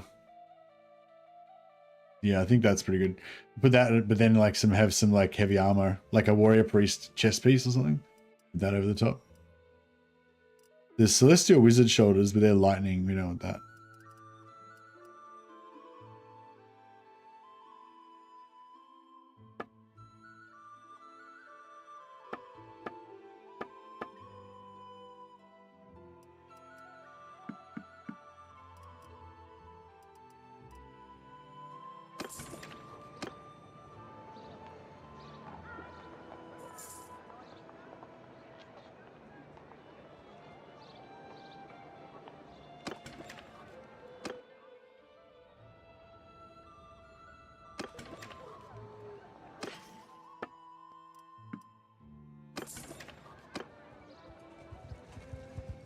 Yeah, we'll come back and do the gun quest pretty early in this campaign.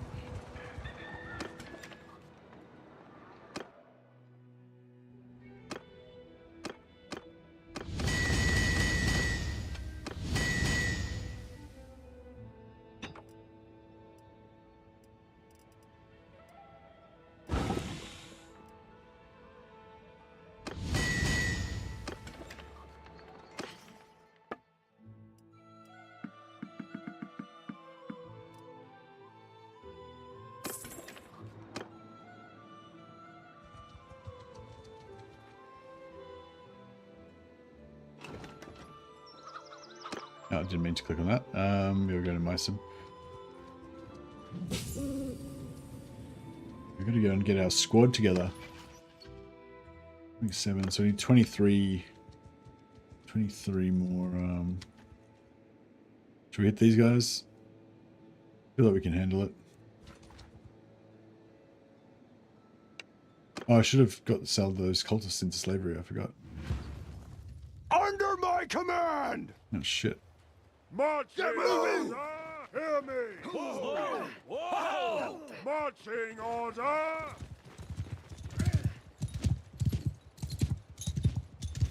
Snow's not great for us.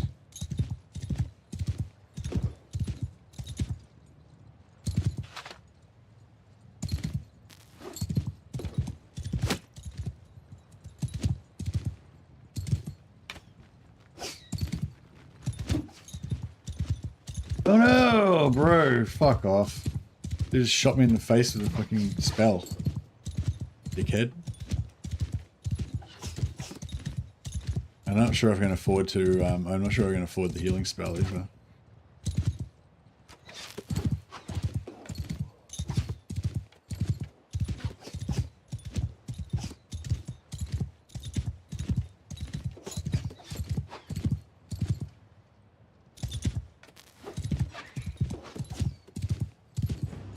Classic fire wizard. I know, what a douchebag.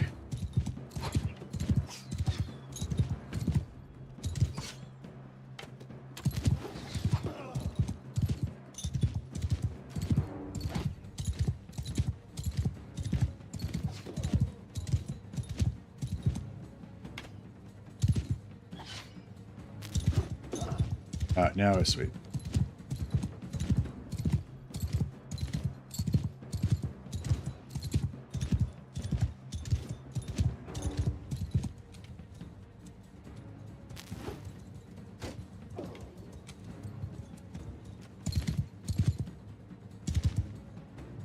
I might just wait for the thing so I can heal myself.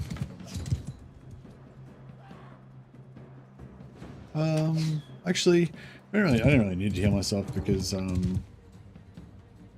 we'll Listen up, all the because we kind of want to get the medicine skill up anyway.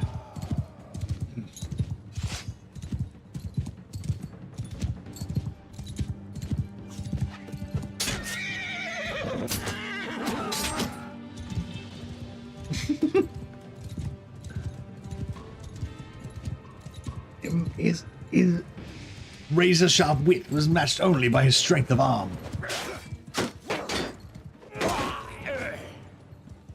We won!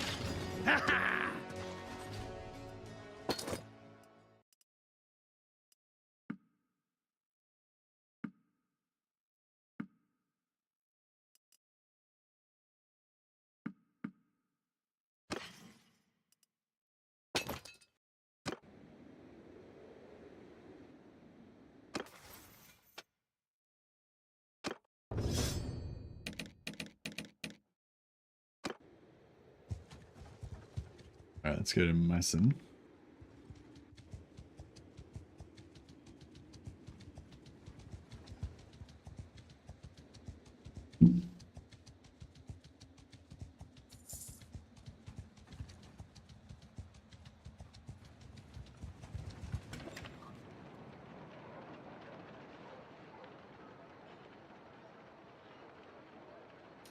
Just gonna set an alarm.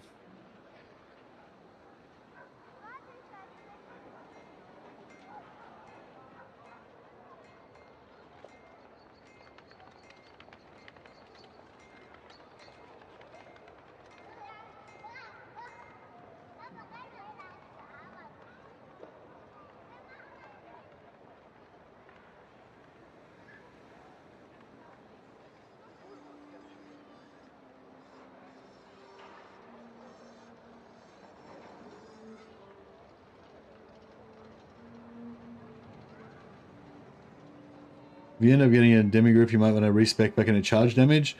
Running through an archer line, doing 40-50 damage each is really funny. Yeah, I'm into it, and it would be really cool for our mage companions as well, and just ride through, just ride around vacuuming them up, like have a whole bunch of them on all of our companions and just ride through them all. It'd be really cool. No warrior priest there.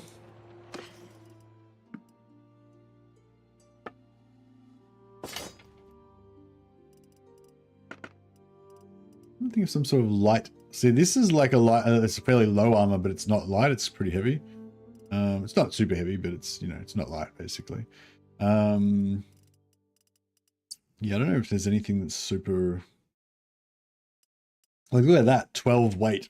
It's not even like got good armor. They're bad. That's pretty cool for light shoulders.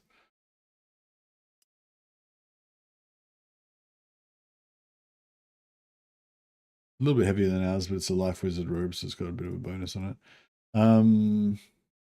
Celestial Wizard hat does look kind of like an Inquisitor's hat in a way. But nah. Too comical.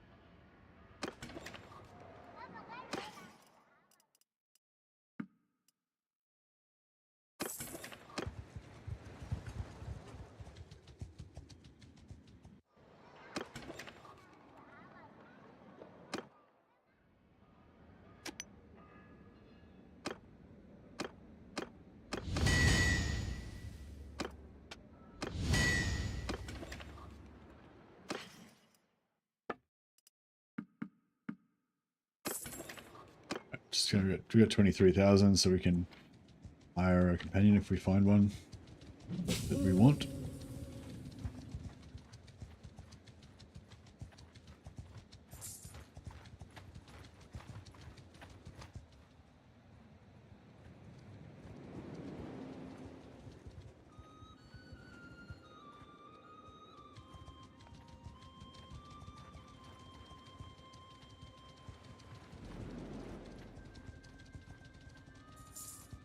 Unfortunately, warrior priests are going to be a little bit hard to find because they're Empire characters, and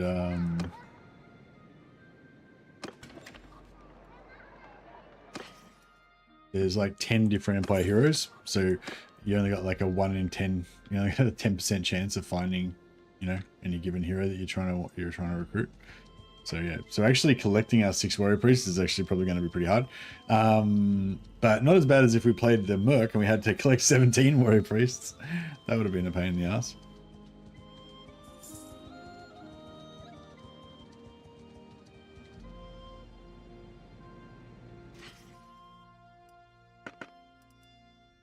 Blazing Sun armor. I feel like I feel like our Inquisitor could wear Blazing Sun armor.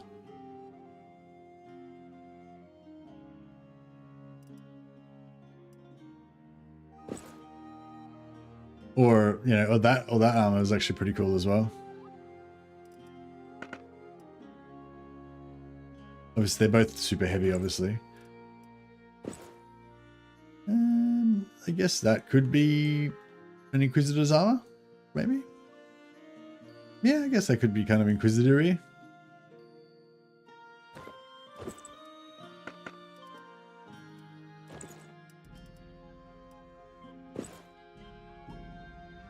Yeah. None of them are particularly light, though. The Chilean one with the gold, yeah, looks very 40k. Yeah, I agree. These boots are pretty good. They're pretty heavy, but they're good.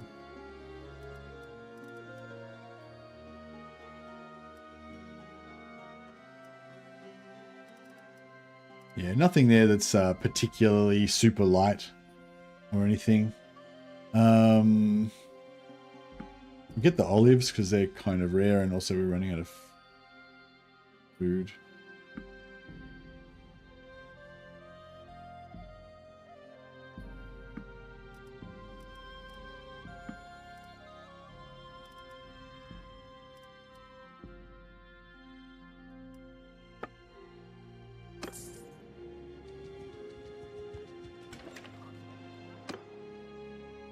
No warrior priests there. Yeah, so even just finding any warrior priests might be hard work. So there we go. I wonder if there's any good glaives, any good Tor glaives. There's a Tor trident that we can get, Albric's trident.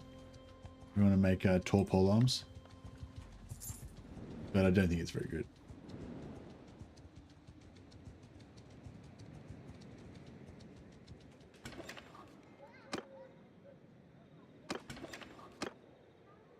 Light wizard.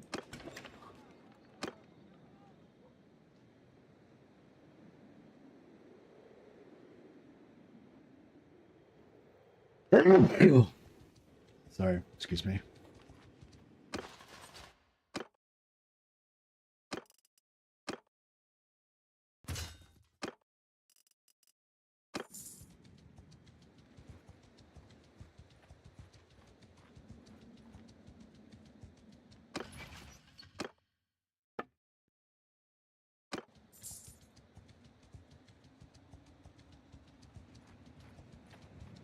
Oh yeah, so what are we going to call this guy? Flame Seer. Yeah, I feel like Flame Seer does sound kind of cool. Flame Sight. Fire Sight? What about Fire Sight? Oh, bro, you got to start pressing F5 every now and again. F5 is quick save, so just get into the habit of pressing F5 every time. Every time you remember how shit it was that you had to redo those fights, just press F5. Did you do a bit of Googling and see if anyone else had the same problem? Because that's weird, because I, like, you know, why is it not, like, going back to your last autosave? I'm guessing it's going back to your last quick save. That's the only thing I can think of. Do you normally quick save every now and again? Like, is that potentially the last time you quick saved when it went back to, or it's just a random autosave?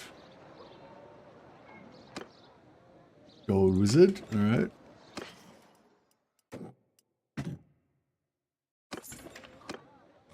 You'll probably find like we'll be looking around forever to try and find a warrior priest. We'll never find any anywhere, and then all of a sudden we'll get like 2 or 3. And we won't have enough companion capacity to actually get them.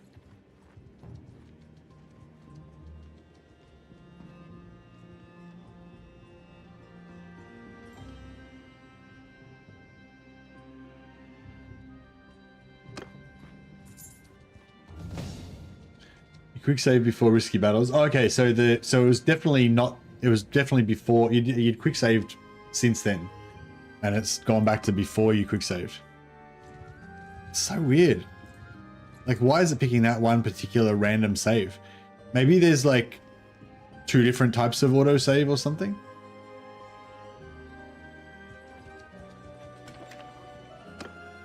Hey, we got him. We got one.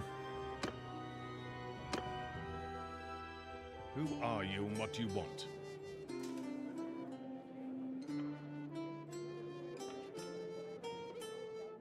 This guy shall henceforth be known as Justicar Avitus Suffrax.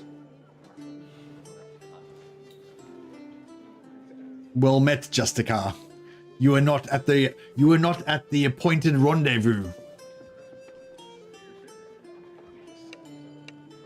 Still, you are a welcome sight.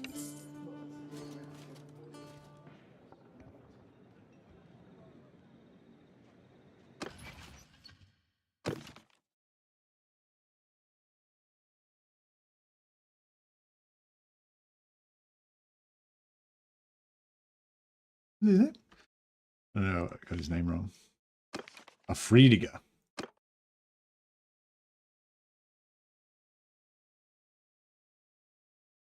In Deep Cow's Gate Grey Knight modulated voice. Safrak's ready. Safrak's ready. That's the best I could do. Alright. Safrax is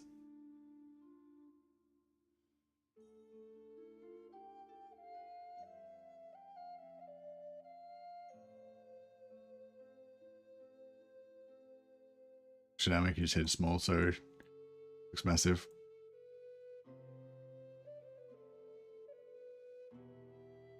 Safrax is a giant.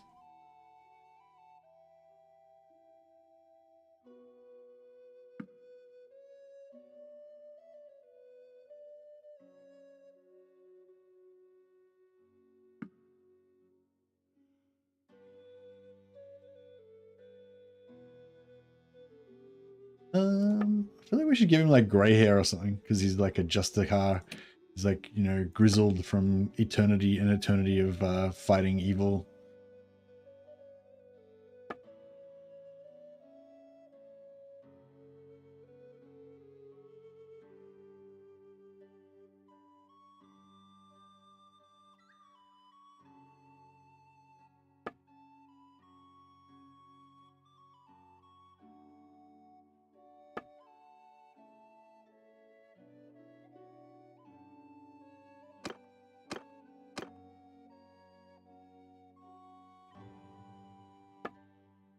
we do his age?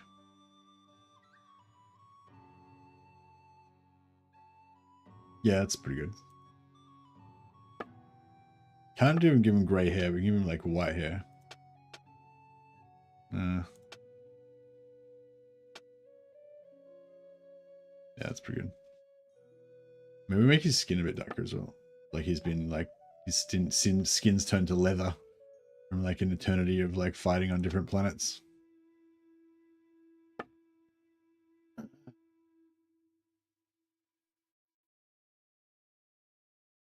It's like some random scars.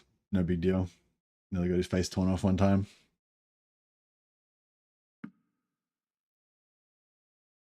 All right. Looks good.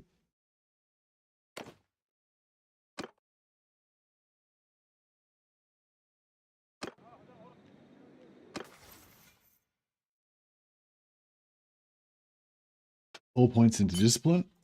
Going to like max out spellcraft. 3 points for things. We do want to level up medicine at some point. And also tactics.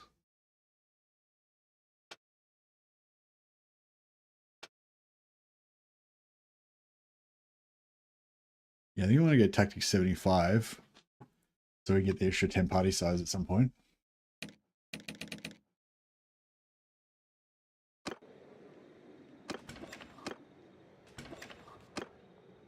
Damn it.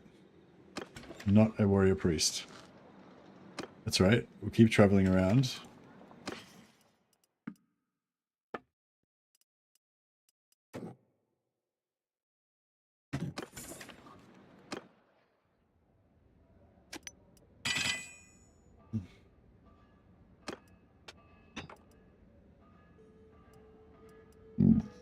Excuse me.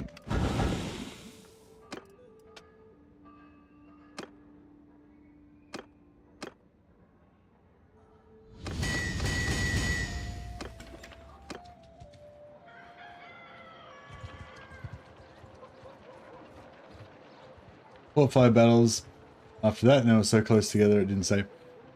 You couldn't have fought 5 battles in 15 minutes. When did you, how fast is your autosave? It takes like a minute to like load in and out, you know? Plus like 1 to 2 minutes to fight the battles.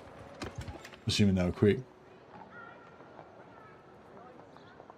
I've got my autosave on 15 minutes. What do you got yours on? You can change the timing of it in game settings.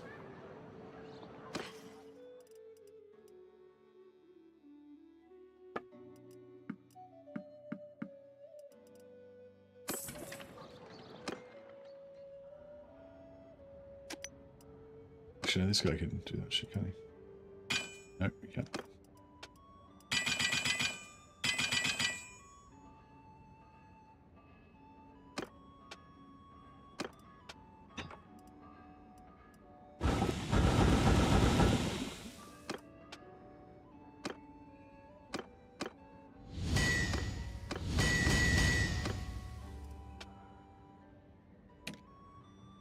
All right, let's get some serious money going. Get the proper money polls.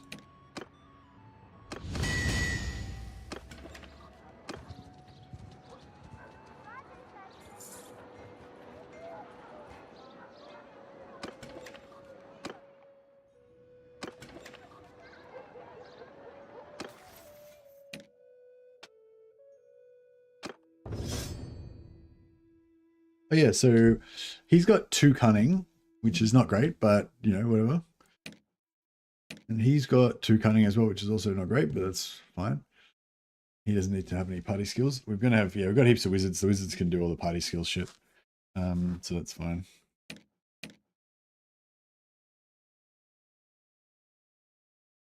I feel like sight. Well, I was gonna go sight instead of seer. Flame sight, fire sight, hot sight, burn sight, flame red sight, glow ember sight, coal sight.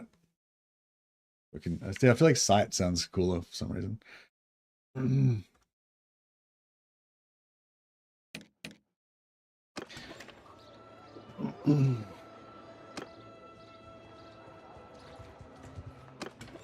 Oh yeah, this is tournament.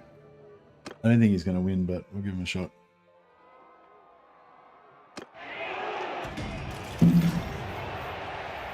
Made it to the semi-final. You can't do much against Volkmar though. I wouldn't mind stealing his armor though. That'd be pretty cool.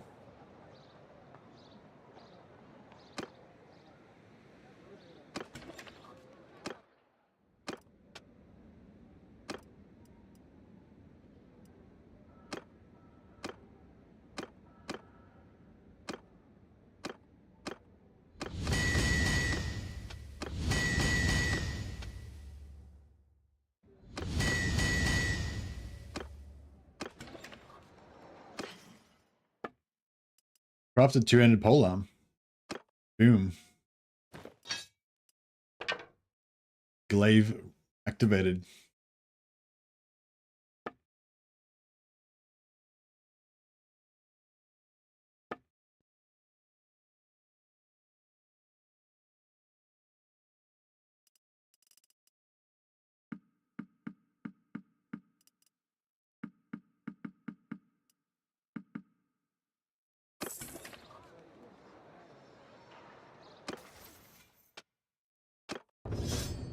Alright, let's continue our journey, try and find another warrior priest. Does the circlet do anything, or can I get a sick plate helmet? Oh yeah, no, the circlet gives you extra holy damage, but I don't know how much holy damage you actually do, because you don't have any of the career perks or anything. Gives you 10% holy damage amplification. So with the force glaive, you don't do holy damage with that. With this weapon, you do 10% holy damage, but 10% of fuck all increased by another 10% is still fuck all. But yeah, altogether 10, 20, 30, 40, 50 gets 50% extra holy damage, but it's only 10 holy damage. So it makes you go from 51 to 56. You know what I mean? So it's shit. Basically. We could give you a holy two-hander that will do a little bit more damage, but it'll be like, it'll be like 80 damage instead of 80 damage, you do 88. Or you could have a fucking hammer that does like 150 damage, So it's like, yeah. So we're not going to worry about holy damage on these guys. Yeah, you're going to get a plate helmet for sure. For sure. But we don't have the money to be throwing away on helmets right now.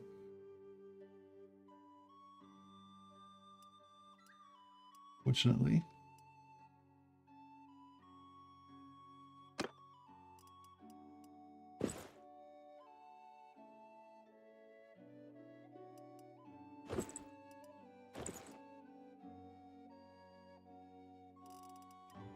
But yeah, there's some nice helmets that we can look at.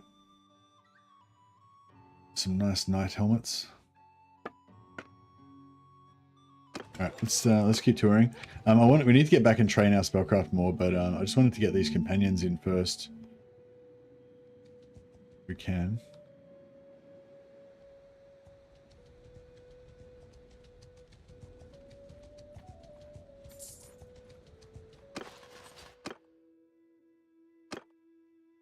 Justica Safrax can take command of the these soldiers and the captives. Oh, we're over our limit.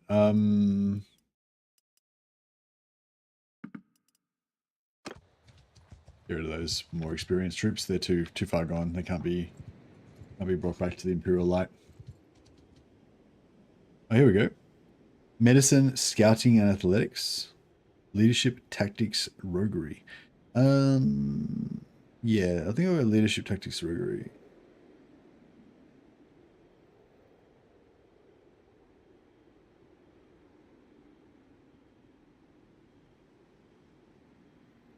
That's a goodly amount of XP. Arco-flagellants.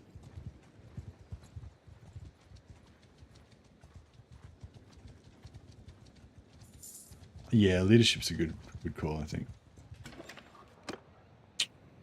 No warrior priest there. Actually, we might have to, every time we see a hunter or somebody else that's cheap, I might just buy them just to cycle the characters.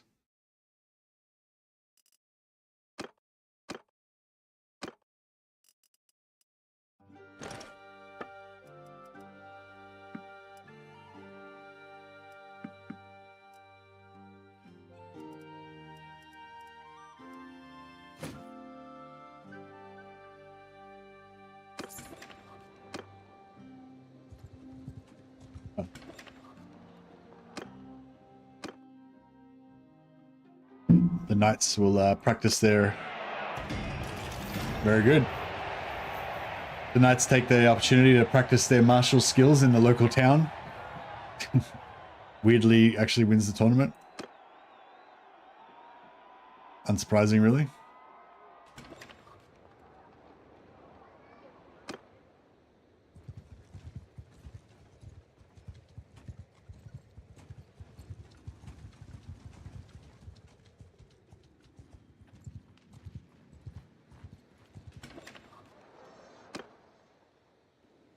Engineers are relatively cheap, I think.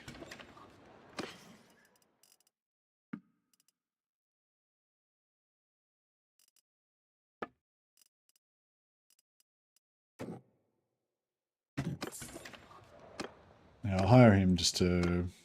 Who are you and what do you want? Just to cycle in.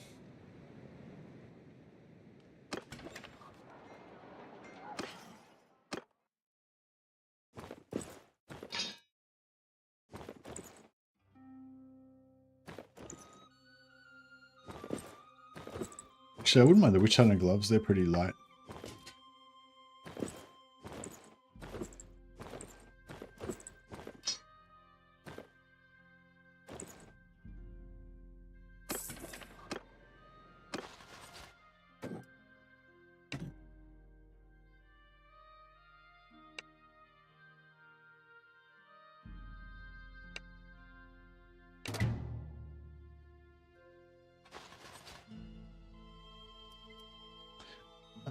Actually, another thing I wanted to check, which I might check right now, is whether these guys stay on or not. So just say I've got 5 who do I want to lose? Yeah, just say I've got these 5 deserters, right? Oh no, I need tier 4. Alright, never mind. Oh yeah, if I put a power stone onto a tier 4 troop and then all those troops get killed, then I don't have a button to remove it. I was just wondering if the power stone automatically removes or not, or if I later on hire another one of those troops, am I still going to have the power stone on there?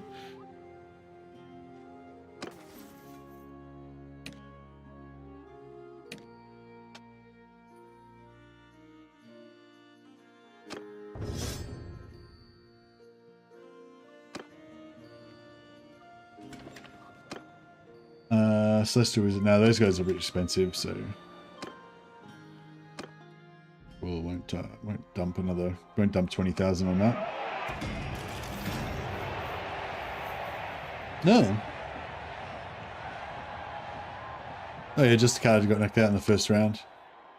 Some random handgun I took him out.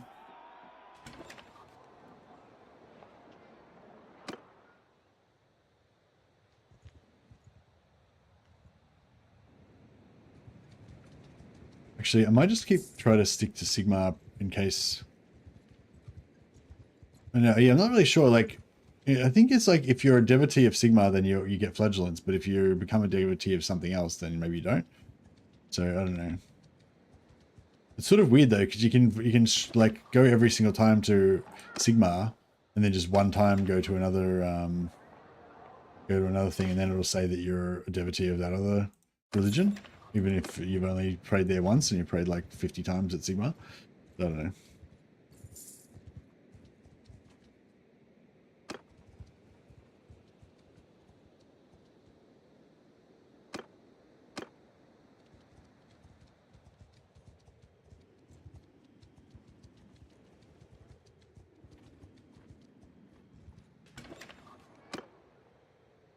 Yeah, these guys are cheap. God, wine here too. The gear that they carry is not even worth picking up, I don't think. Oh, actually, I might steal his bow.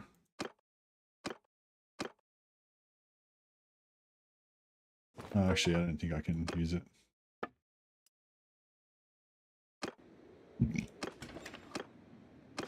Yeah. Yeah, these guys don't even have enough gear to be worth worrying about, so...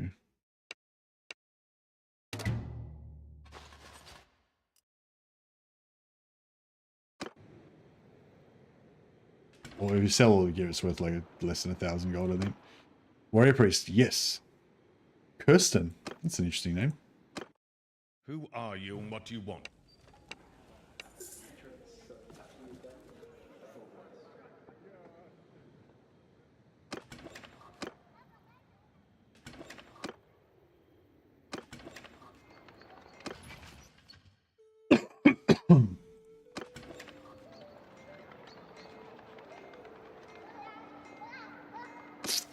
Let's check their skills. So he is spec'd for tournaments.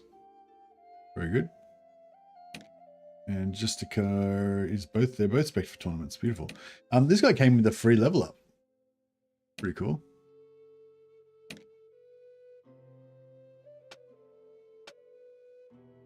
Oh, it's because he's got a focus point in medicine. Oh shit. Oh shit. I just realized you can use the cheese on your companions. I didn't even think about that.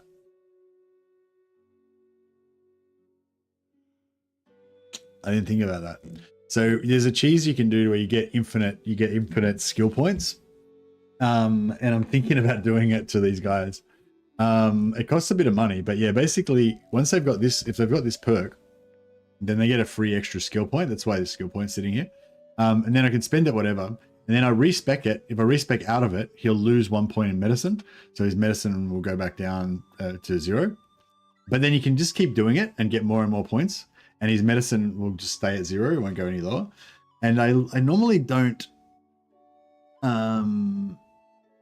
my character, I'm like, I don't take advantage of that because I don't want to just break the game that much, you know. But I'm sort of thinking maybe just for the warrior priests, I might do it because that represents their, you know, it represents their grey knightness, that they're just like excellent at everything. They're like custodes. They're just like perfect warriors in every area. Kind of cool. Anyway,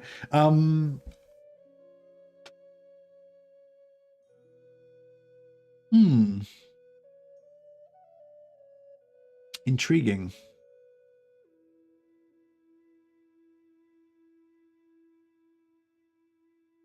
It gives us a lot of possibilities because we can go like 5 smithing, so they can get an extra vigor point and endurance point. 5 athletics, so they can get another vigor and endurance there as well. 5 faith, so they can level up faster with their things. 5 gunpowder. Yeah, just go like 5, 5, 5 on every combat related skill that they can get. That would be pretty fun, I think.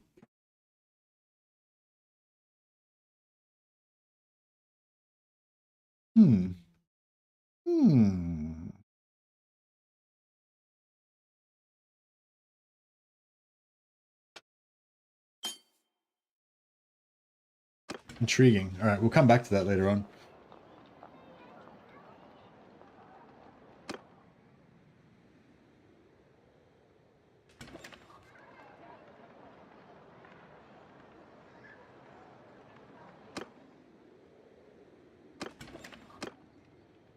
All right, so we've got two potential tournament fighters now.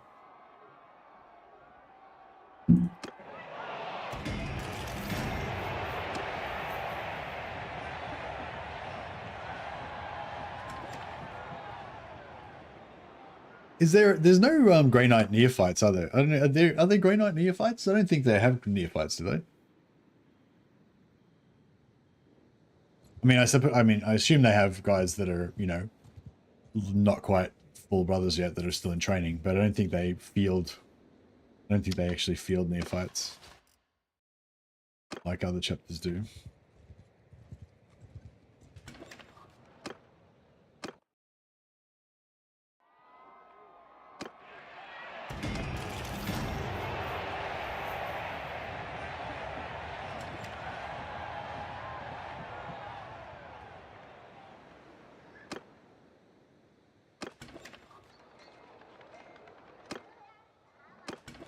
So let's just smelt the warrior priest hammer, also lance, and what's this guy carrying? Two-handed hammer. Nice.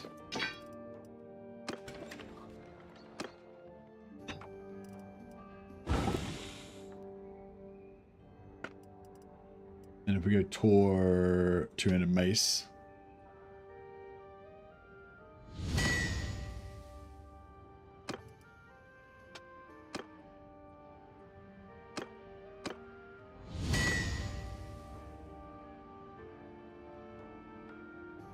then that should unlock the tier 6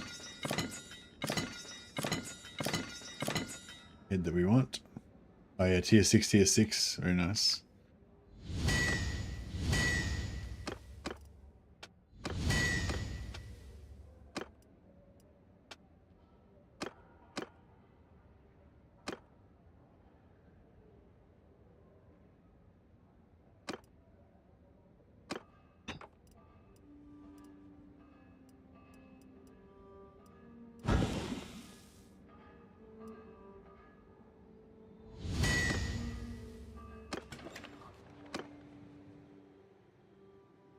Yeah, I don't know. Maybe I might do that. Yeah, I think I don't know. I'm kind of feeling like I want to do this. I want to do this. It's cheap. It's pretty. It's a full-on exploit, but it's kind of pretty much the same as just editing your characters to have different editing. It's kind of the same as just editing your character's stats. However, we do still have to level them up. It'll just make them have much more potential to level up, basically. And I feel like I'm still going to enjoy it. Like, my thing is, I don't really care about the morality of cheating or anything. It's just about whether it's going to ruin the game for me and make me not like enjoy it as much. I think I can get down with it because they're Grey Knights, right? They're a superhuman. It's part of their Astartes training.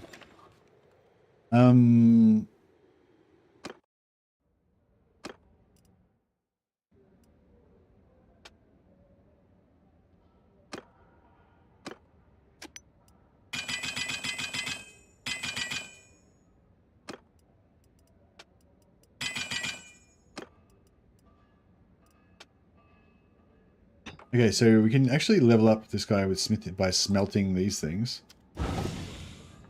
And he should get heaps of smithing XP.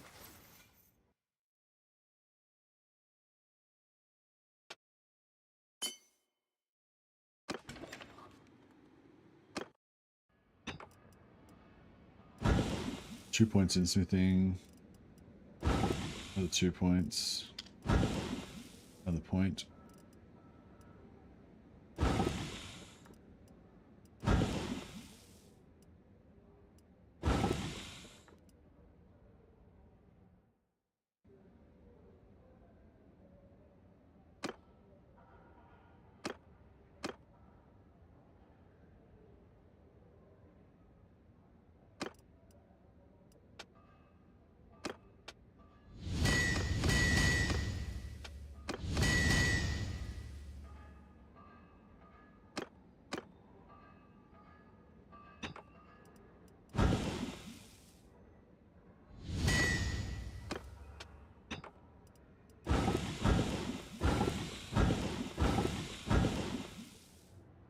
Powering up. He's smithing up to 94 already.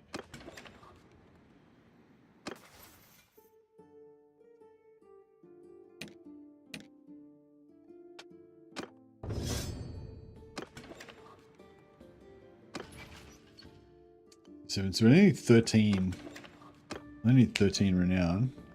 I didn't check this one down here as well.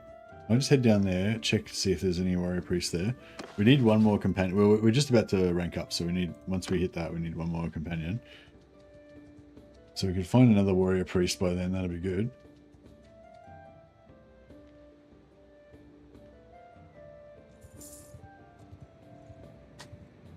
Then we want to go back, get medicine up to get spellcraft up to 100, medicine up to 100 or 125, and tactics up to like 100 or 125, I reckon. Get the go.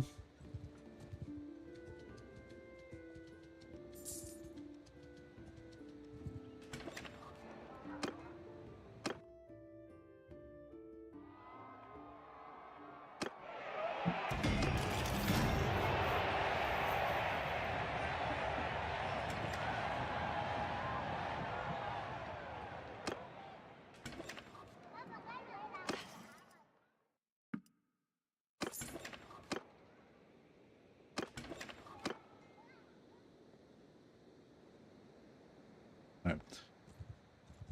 Who's over here?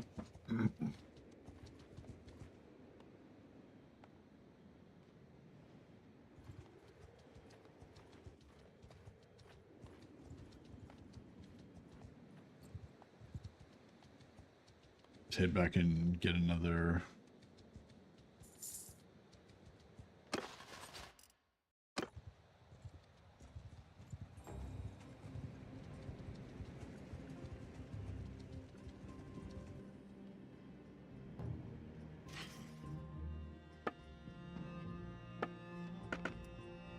Stallion Noble armor, Glade Lord armor. Yeah, pity we don't have any trade goods that we kept on us. Oh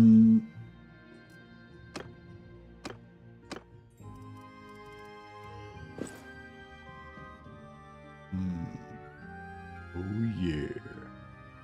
But we don't have the money for that right now.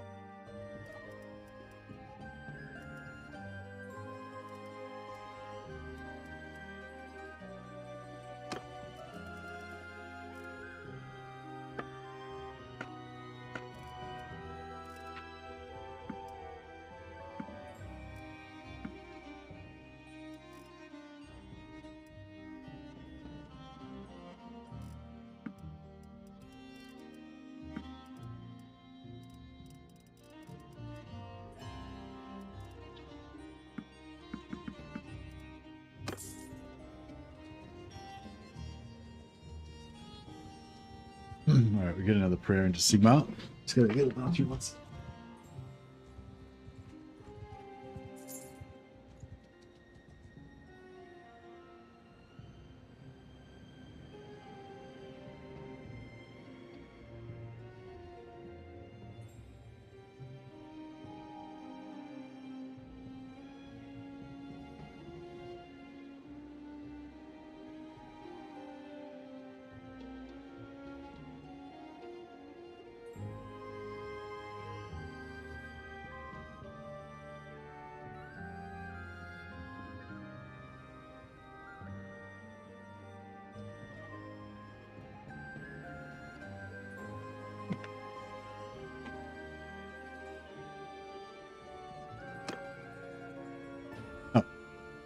I need to actually get the blessing of Sigma. Do that first.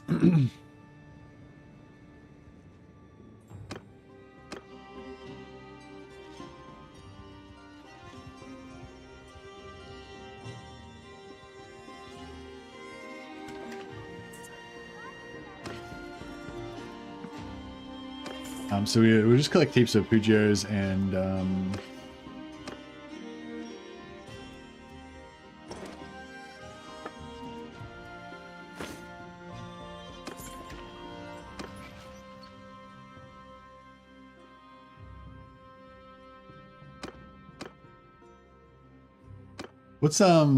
what's another type of Grey Knight that we can have apart from Justicars?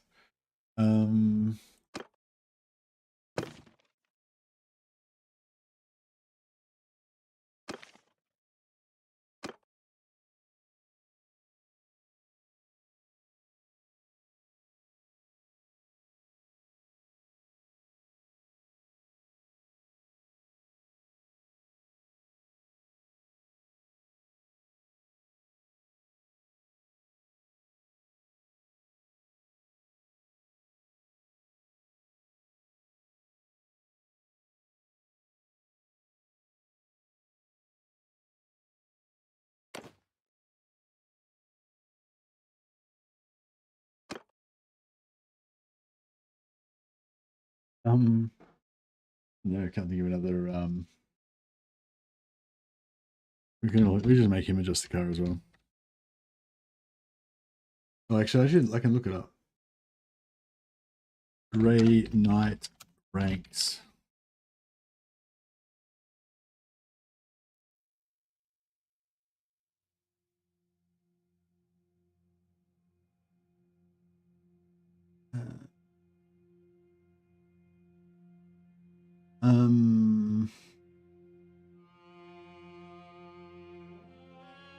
Chapter organization.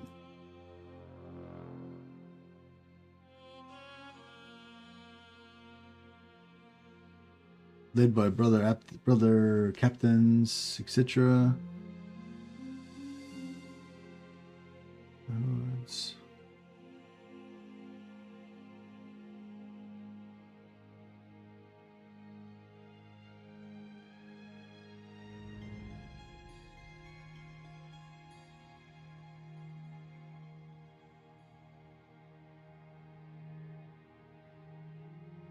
Paladins are warriors without peer. Purifiers are an order apart from the Grey Knights. Oh, the fire guy can be a Grey Knight purifier.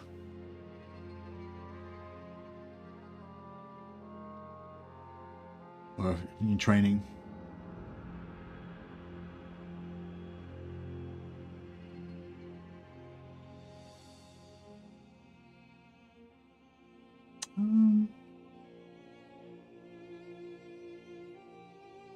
Yeah, I remember reading about their ranks and stuff, but I can't really remember.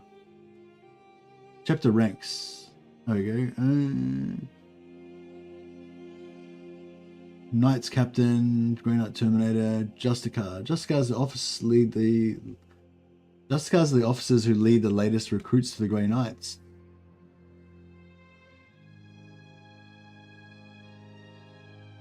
Battle Brothers.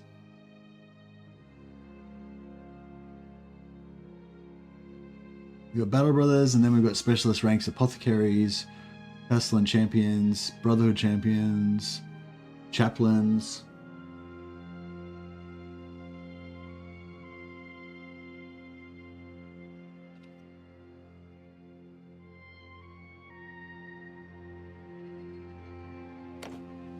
We're just calling Brother Cursed for now. And somebody might claim him later on, or might make him worthy. Harbinger, Exalter, Adjudicator. Those are all pretty good titles.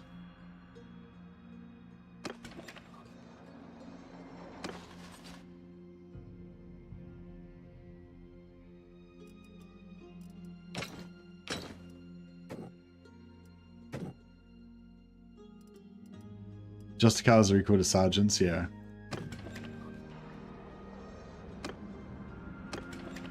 Yeah, we don't want any more fire wizards right now.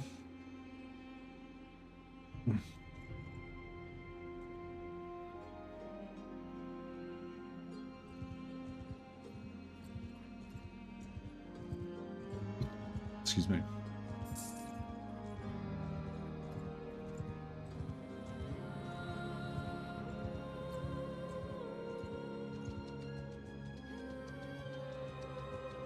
Yeah, we're gonna need a crap load of money to do all these exploits, and also to farm to get our Grey Knights in the first place. So I'll keep collecting Pugios so we can money smith the crap out of that later on. So basically when it gets to tier 1,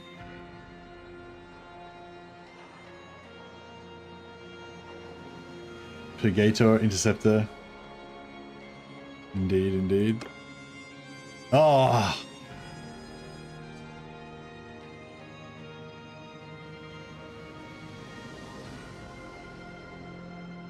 I feel like I'm just gonna get rid of that Bright Wizard, fuck him. The Warrior Priests are too valuable.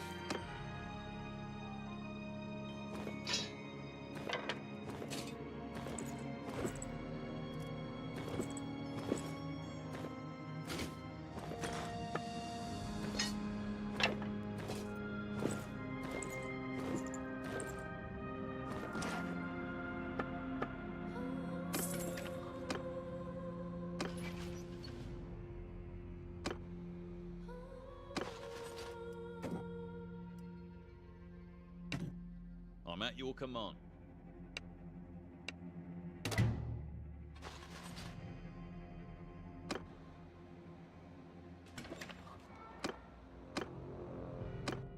Who are you and what do you want?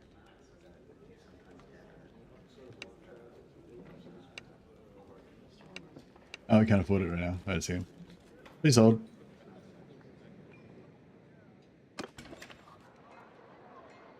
The Bright Seer could not foresee his own expulsion. That's right. That's right. We'll get some wizards later on. I need my bodyguards around me for starters, though. Too dangerous.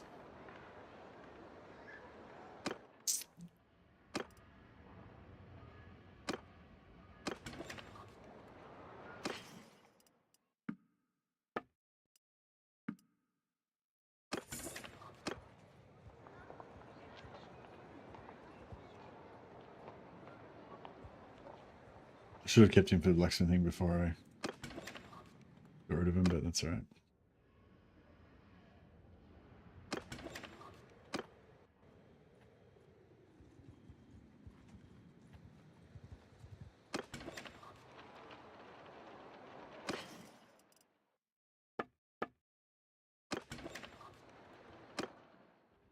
Okay, so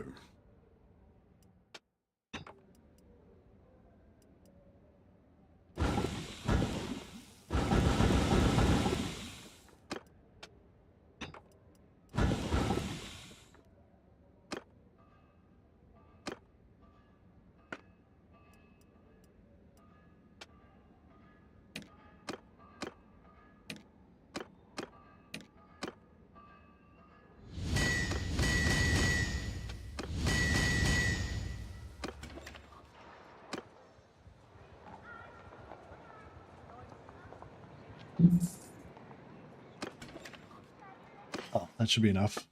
Well, that should be more than enough to hire our new battle brother.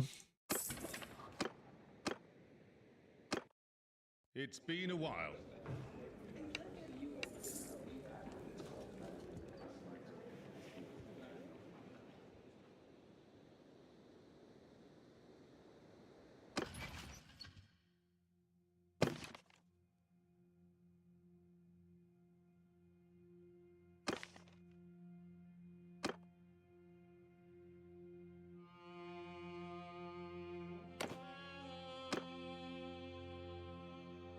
We'll make him like real pallid.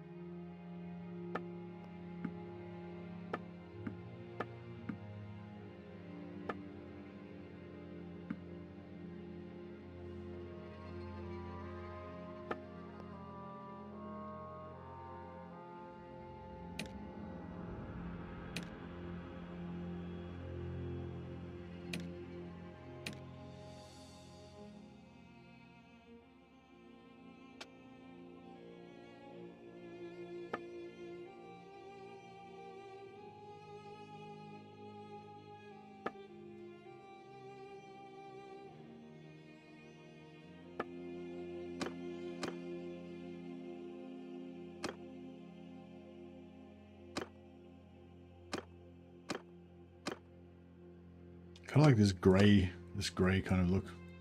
Looks pretty good.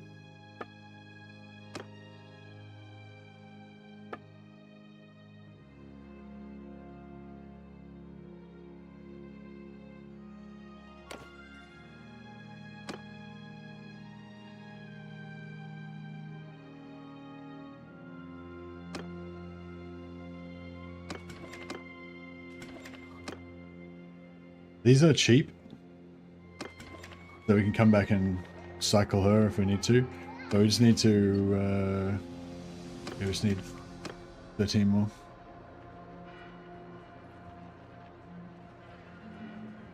You have to do the thing with the new names. What? I don't know what you're saying.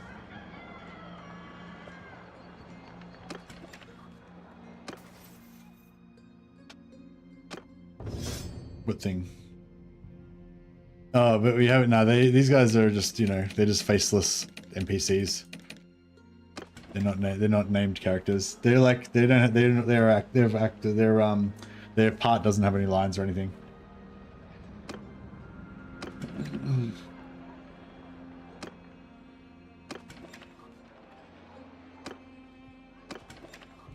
These are your soldiers. I expect you to keep them in line. They should have been at the rendezvous. I was nearly accosted by bandits.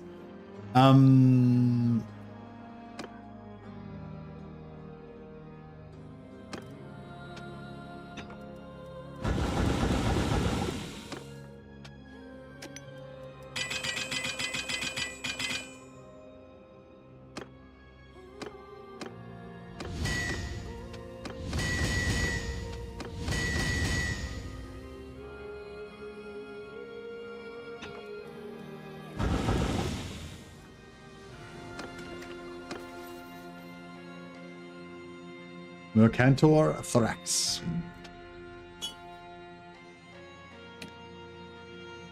So yeah, we can respec out of it. Once we get to 100 faith, we can respec out of medicine and get rid of that. But we'll just go up until we get to... Go up till we get to at least 75 with training. And then... yeah, we'll probably go till we get this recover dead horses. 125 at least.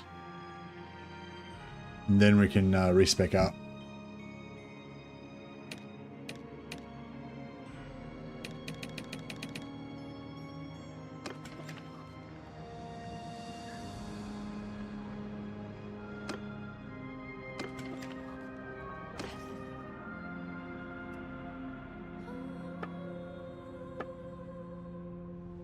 Well, balanced polar. No, I'm gonna make him a shorter one. Actually, yeah, fuck it. We'll make him a short. We'll make him a proper one. Make him a specific one.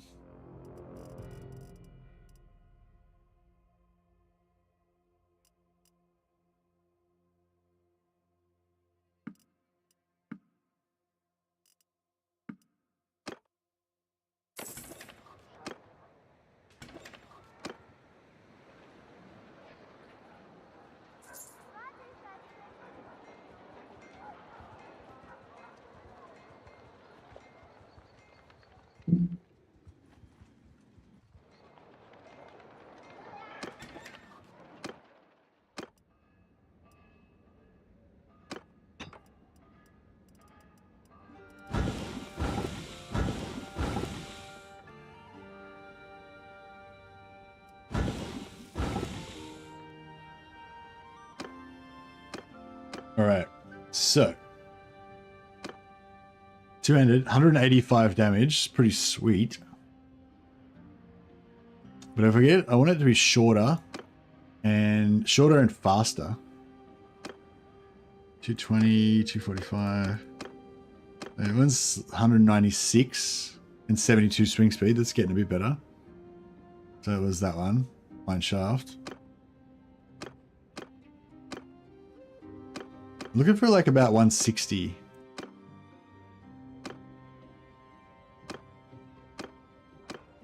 Uh, 185.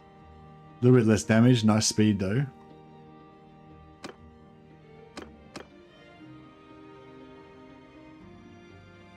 Yeah, 189. Bamboo shaft.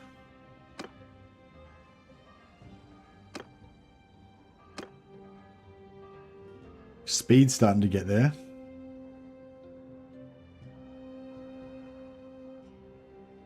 Yeah, maybe we'll just go with this. Is one of the tier 5s relatively short? No. 209, 245, 220. Yeah, 209, that's the shortest. 70, so he gets down to 70 speed, it's still pretty bad. But yeah, tier 1 is too low. We need a higher tier than that. 196, that's not too bad. 195, 196. So it's 72 speed. That's 72 speed. Both the same, basically. That one's a little bit, tiny bit shorter. Oh, this one's 190. Brother clock. All right. Yeah, we go for that. This. I don't think this actually adds any damage. This just allows you to dismount. Attacks can dismount riders. Thrust attacks can dismount riders. Oh, I don't even want him to thrust ever.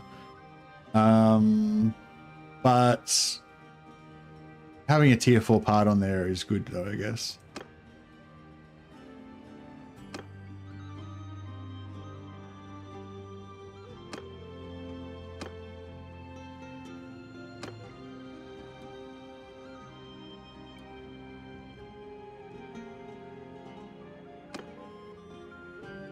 .78 speed. Still kind of slow.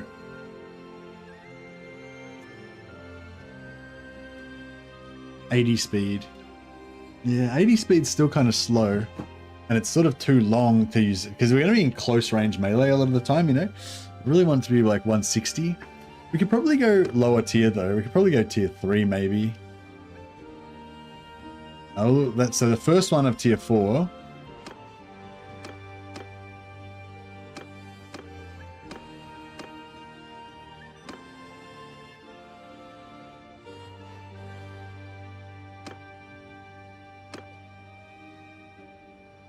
'84 speed, 167. 80 speed, 78.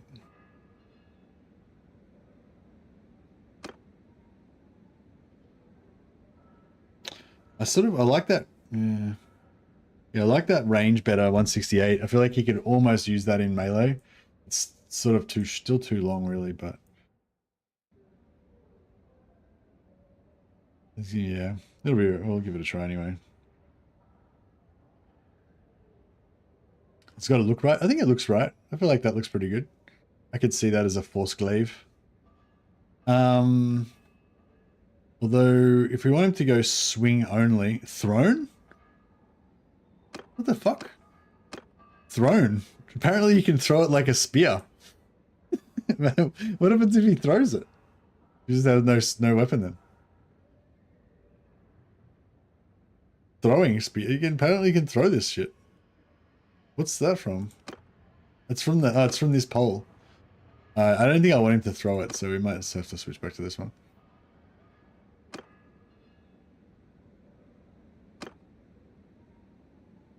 I don't know, the one-hander is kind of doing it for me though. It's fast swing speed.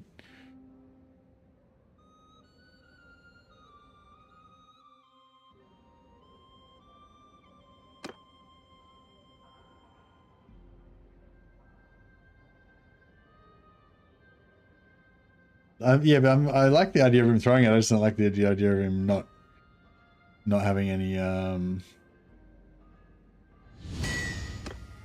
having any weapon after he throws it. That's all right. We can make a new one later on. This will just be the first attempt. This is his first halberd, but he'll get better one later on. Yeah, it'd be funny if he threw it, but then it wouldn't be that funny if he just started punching people because he's got no weapon afterwards, you know what I mean?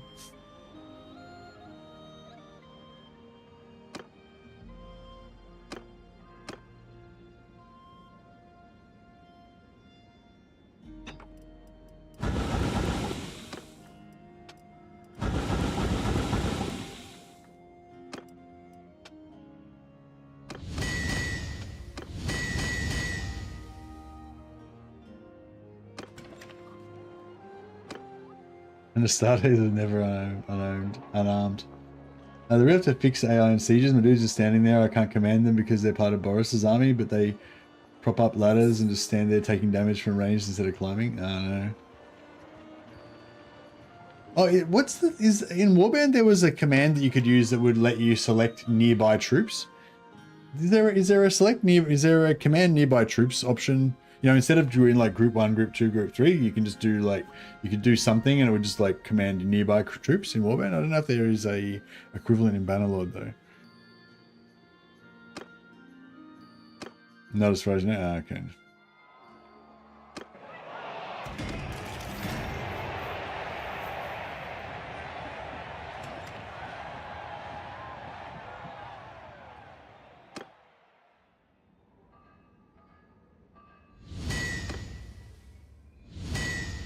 There we go.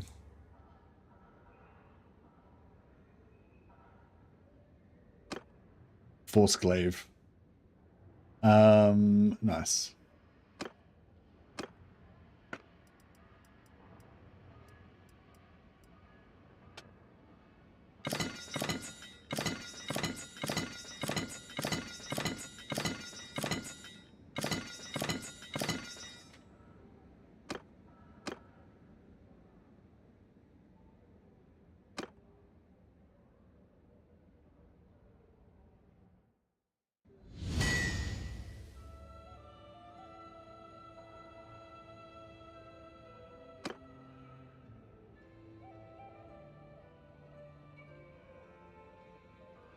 Safrax got to the semi-finals.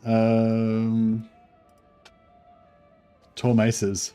What's he gonna hear? Force flail?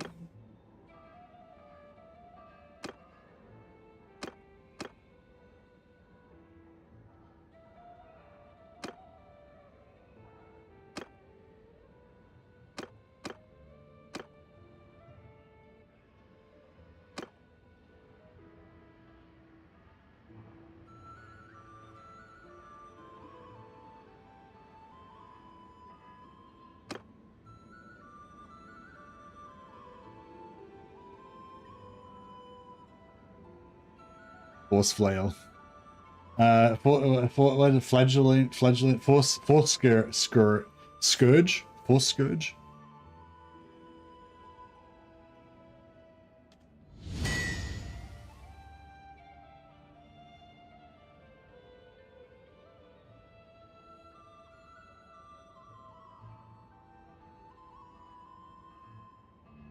Arco flail, yeah.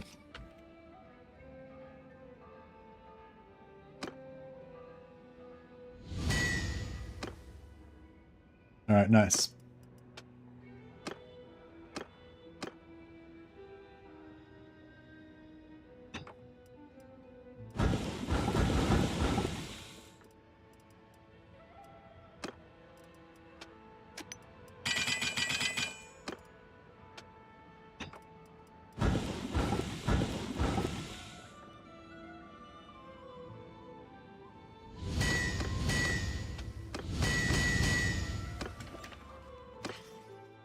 Okay. Brother Bethor is going to wield the Force Hammer. Brother Cursed is going to wield the Arco Flail and Shield once he gets a shield.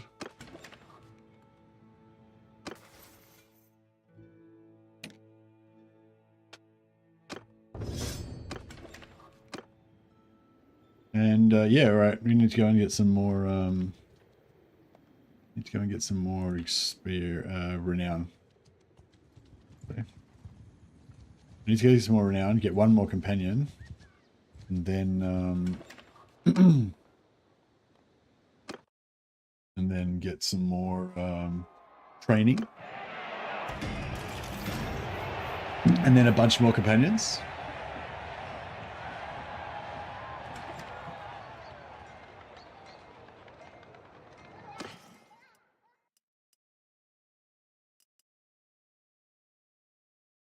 Oh, wait up.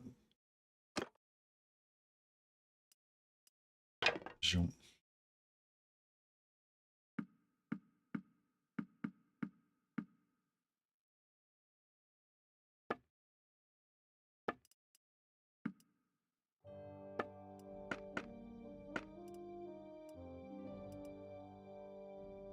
Grain.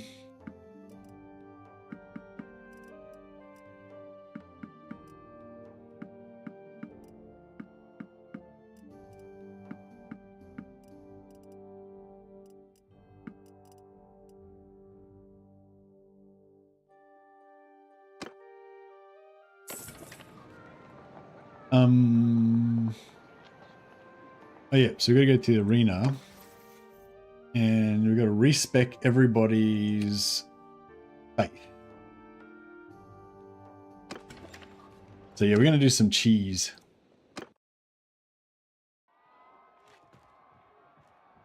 Well, not cheese, full on exploit.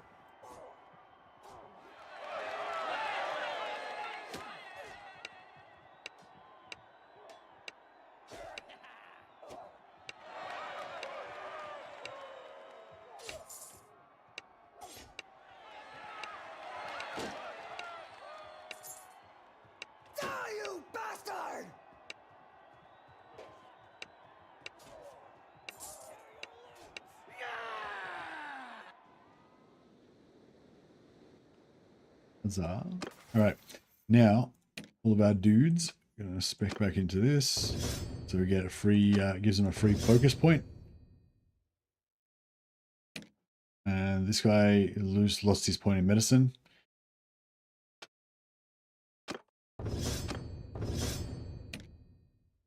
This guy's gonna get a free focus point.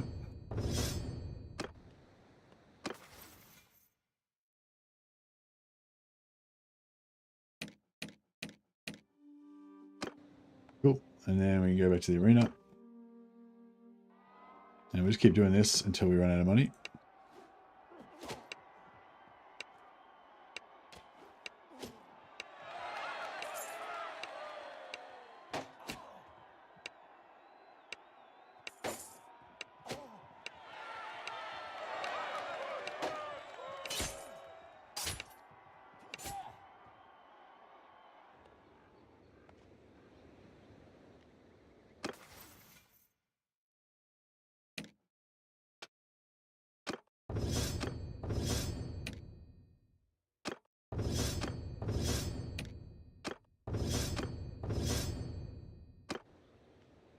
And we go to the arena. And we do it again. And it's going to cost us 6,000 gold every time we do them all. What's their most important skill? I feel like faith is probably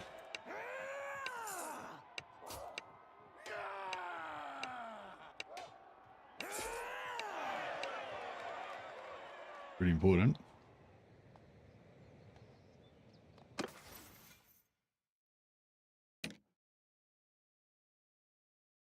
Oh, I took the point back. Okay, so you got to spend it before.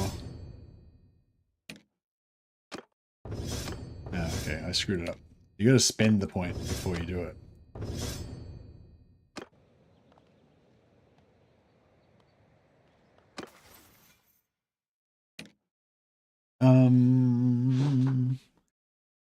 All right, so for the Safrax, he wants polearm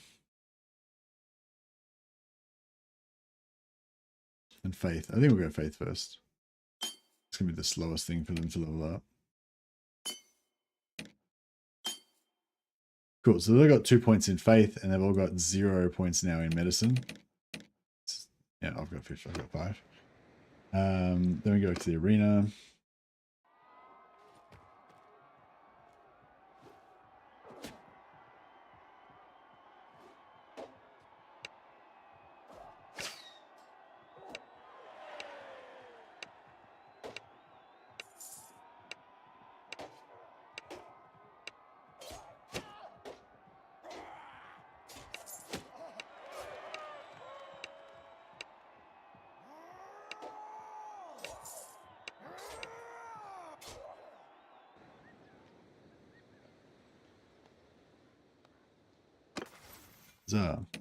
And then we respec him back into faith. Still got his 2 points, even though we respec out.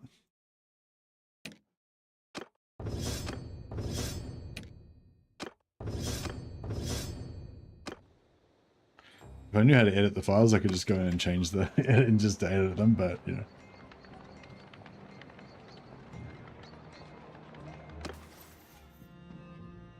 Alright, put faith up again.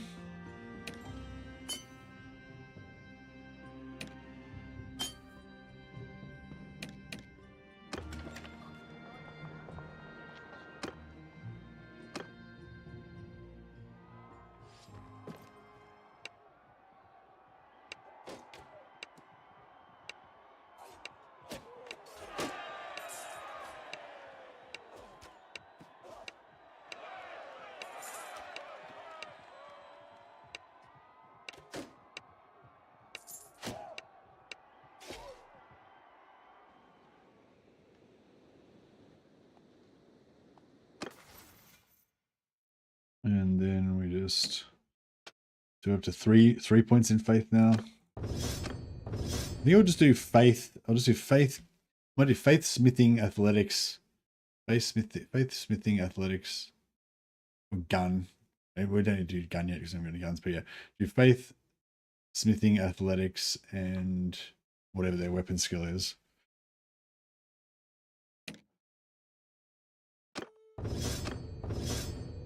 I know we can don't have to do it all in one go. We can do it over time, but yeah, I think faith is a good one to get in early.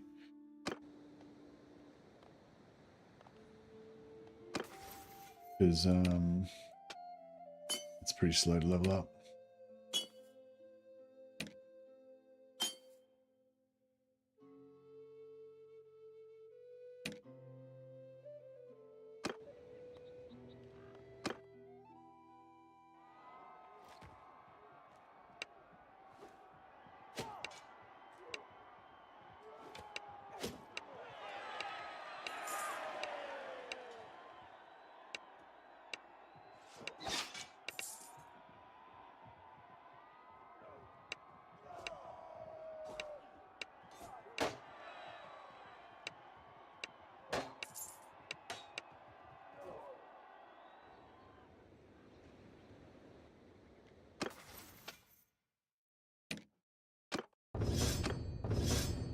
And yeah, we're just basically just generating endless focus points for them. And you can just keep doing this as long as you want until you fill up every single point and every single thing if you want.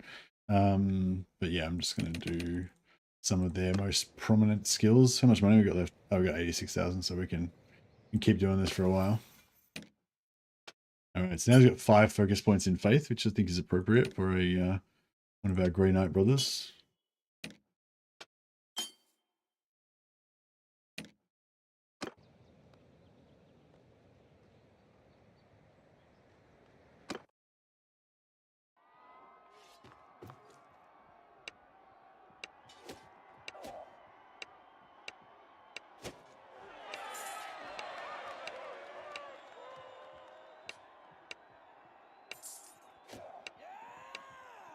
I'm really looking forward to seeing how fast all their skills go up with this, like everything maxed out. Well, not everything, but you know, with some of their key things maxed out.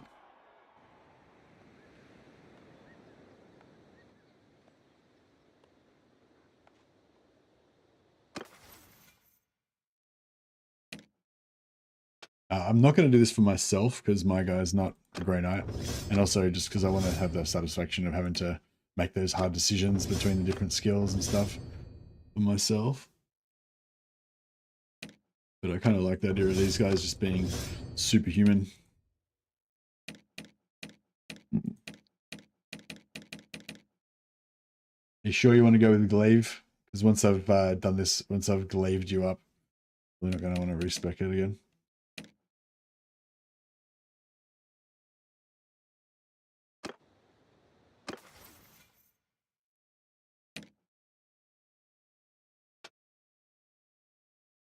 Glaive is a noble weapon. Indeed it is.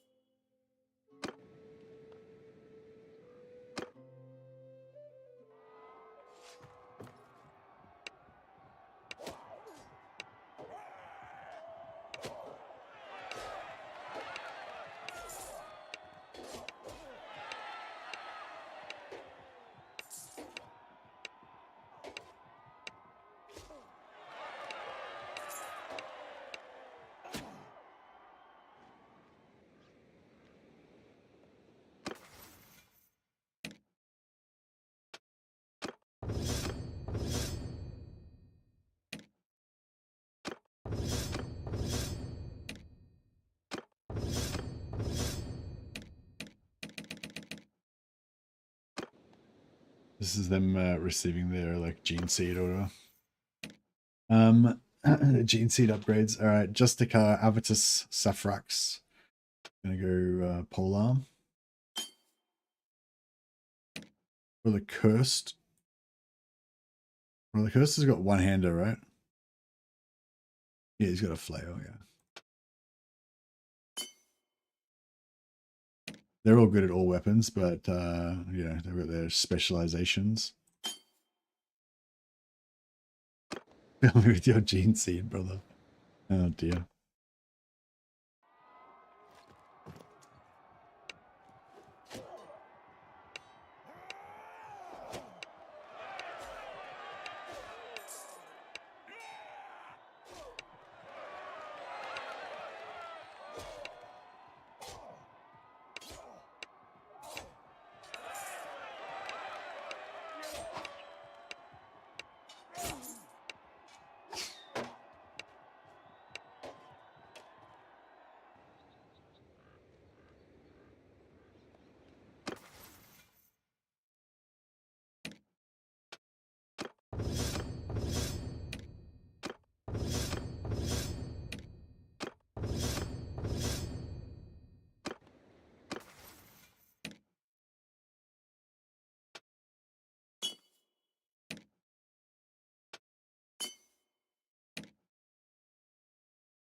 Actually, I think we should give him a sword and shield instead of a flail. For Brother Curse, I think that'd be better.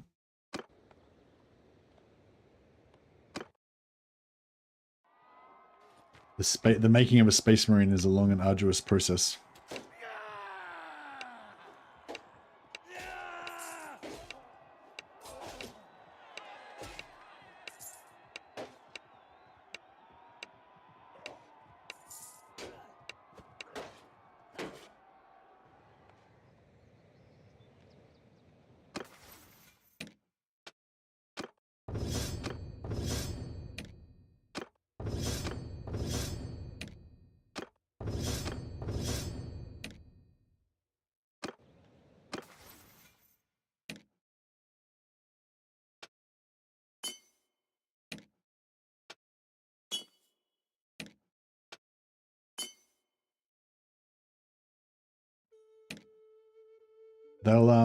They should level up pretty fast as well, which is kind of cool.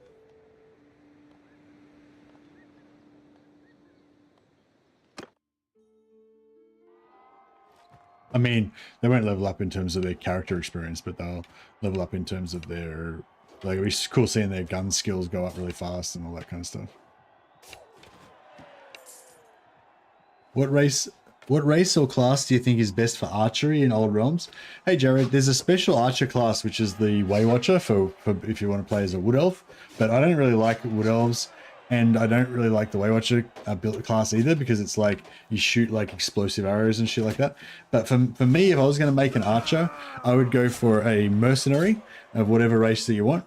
Mercenary gets a bunch of different sort of buffs to range damage and some buffs to melee damage as well. But they also get the most companions. You get plus 10 companions, so you can have a whole squad of archers. And also you end up getting the ability to shoot through, like your shots penetrate through multiple targets. So you can get like, you can get like a bow of Kurnos that does 160 damage, and get like those arrows that do 150 damage as well, and like shoot like straight through people, you know? Yeah, pretty cool. Yeah, I'd go mercenary. You can also learn one school of magic with mercenary as well, so you could also use either law of metal or law of magic, law of fire, or I think there's another one as well, to basically enhance the damage of your weapon damage. So you can shoot like fire arrows or fucking power arrows that do 20% extra damage with metal, I think. Stuff like that. So yeah, I'd go mercenary, but yeah, technically the Waywatch is probably the best, but I reckon Merc would be cooler. Did I already do this, or am I at the start of my journey? What companions would you recruit for archery? Bretonian Knights are pretty good. They got like 240 bow. But with companions, if you play as a Merc, you can choose any tier 9 infantry that you want, which are even better than Bretonian Knights. They got 270 skills, and then convert them into a companion. So you could have like 17 fucking tier 9 companions that are all like sick warriors. But they can't, because they don't start off as companions, they can't fight in tournaments, and they can't become governors. So they're not like fully proper companions. But yeah.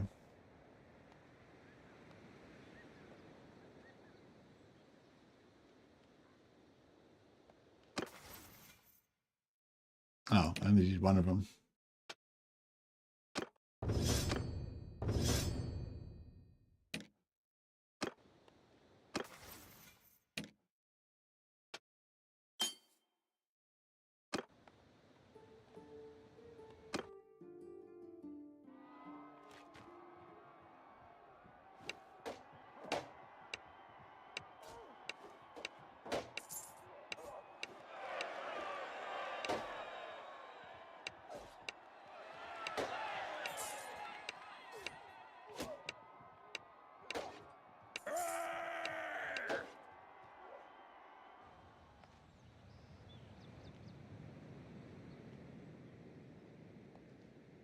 Bow is a pretty quick skill to level though. You can realistically make any companion into a good bow user. Yeah, for sure.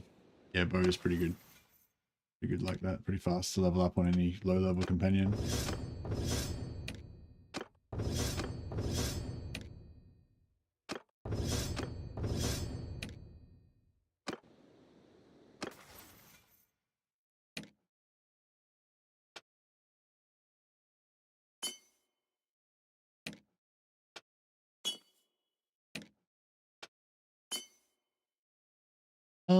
Like this is gonna take a long time. Well, how many do I want to do? I want to do gunpowder, smithing, athletics. Yeah, that's it. Gunpowder, smithing, and athletics. So we got 3, 6, 9.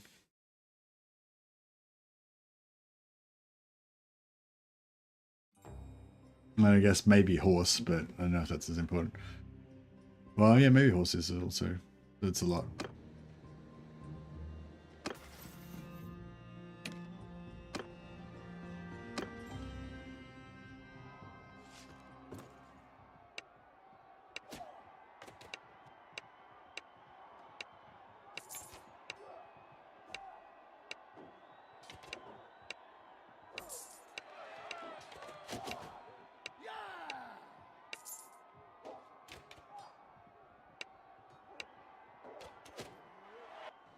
Maybe I should leave some points for them to, you know, achieve stuff later on.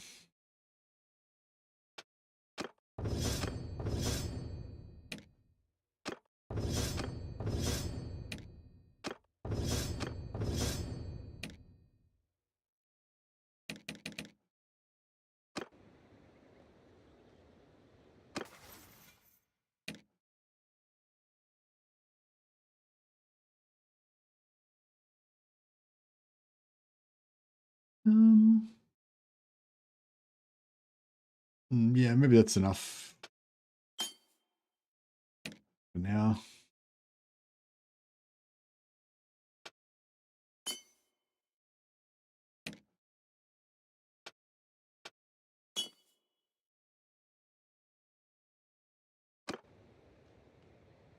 Do one more. This is the problem with cheating, with rampant cheating. That you can't stop yourself.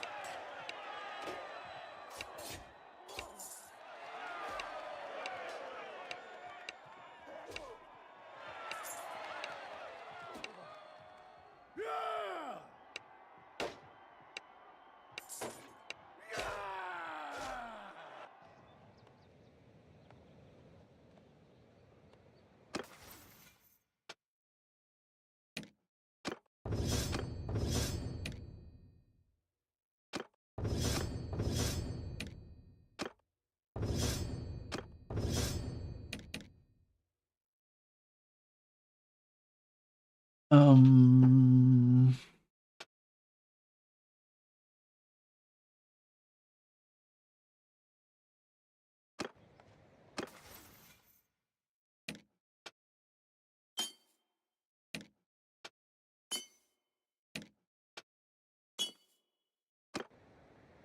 That'll do for now.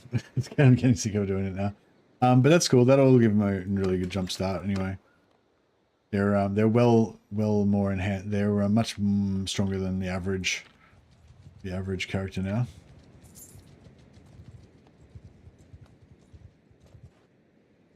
Now we need to get up another, yeah, we need another 13 renown, so 2 tournament wins. Oh, actually, is this new guy? Ah, he needs a respec. He needs another respec.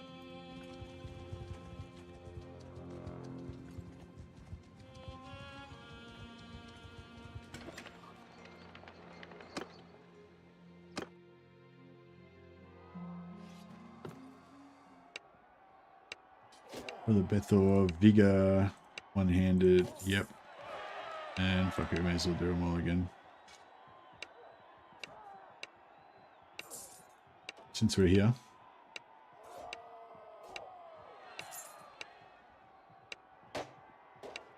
Die, dog!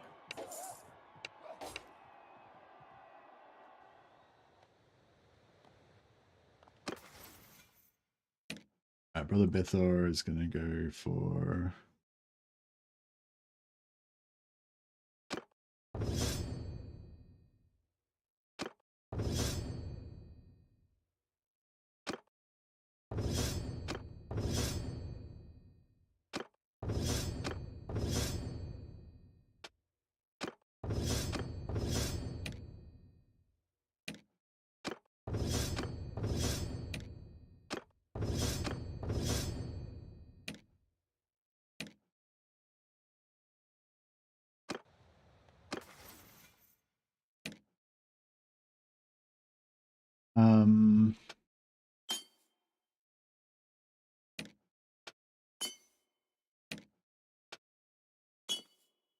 cool. Now we need to get this tournament, need to get this renown happening.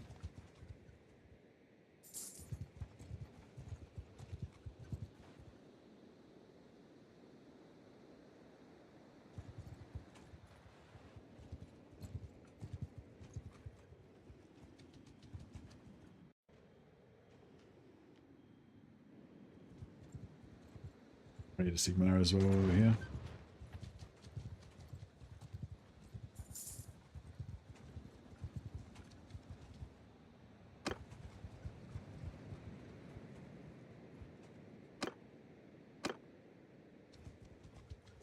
So if we're just going to get one wizard, we could get one wizard, or we could just go 4. No, yeah, we could just go one wizard for now.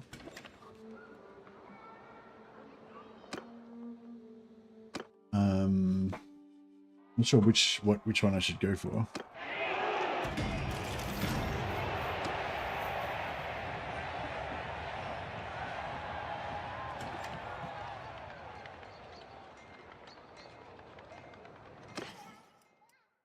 I want one to be a scout. Just kind of thinking which one would be the best for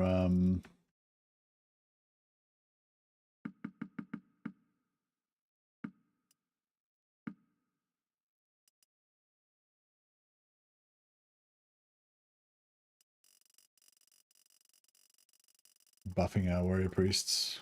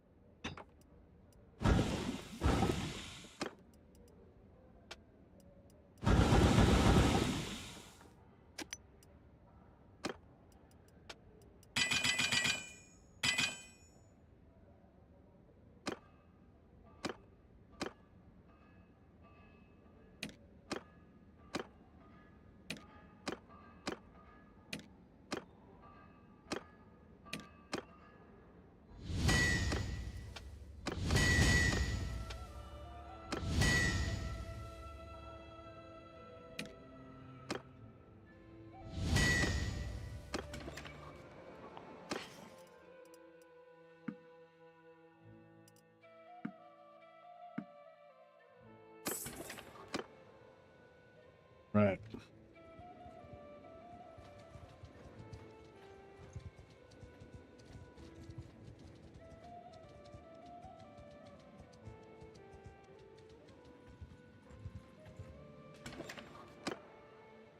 Come on, win a tournament, one of you bastards.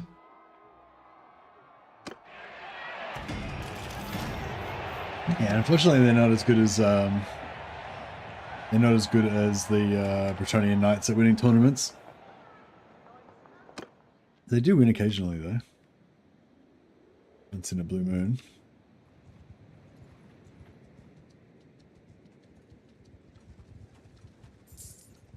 Not yet. Yeah, that's true. One day, I'll be mighty.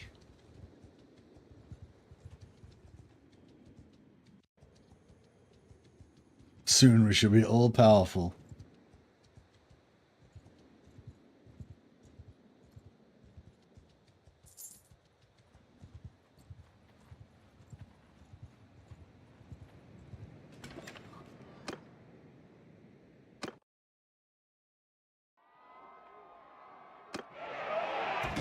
Justicar Avatus Safrax wins again.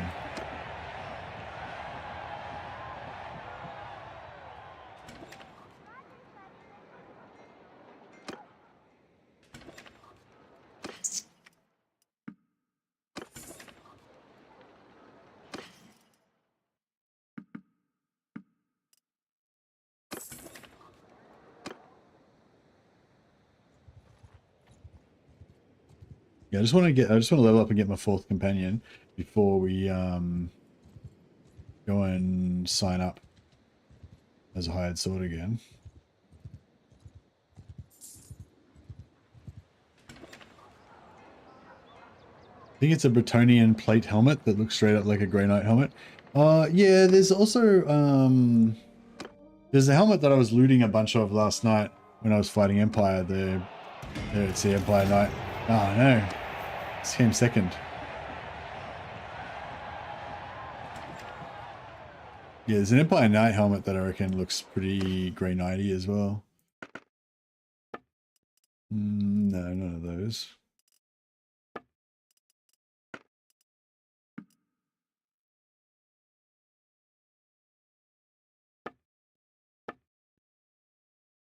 Oh, I probably need a better weapon for myself as well. At some point.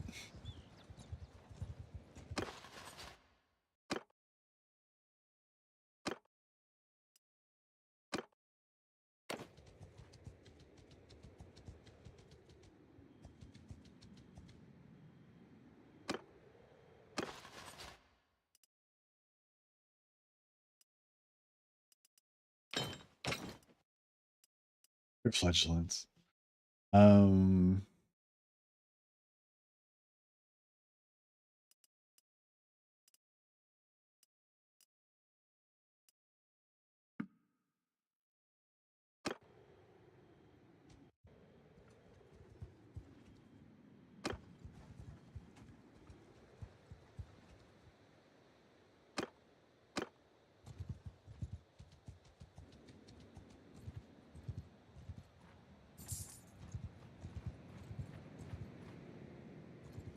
We just like, can we catch these guys? No, fuck, only just. It's auto resolve.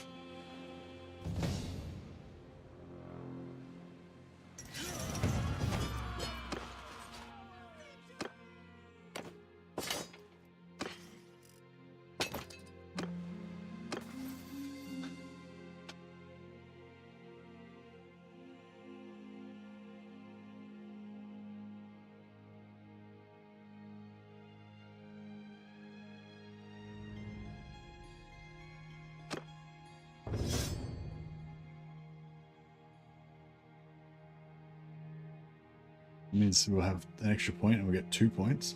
We're going to get gun up soon, but I feel like I want to do tactics.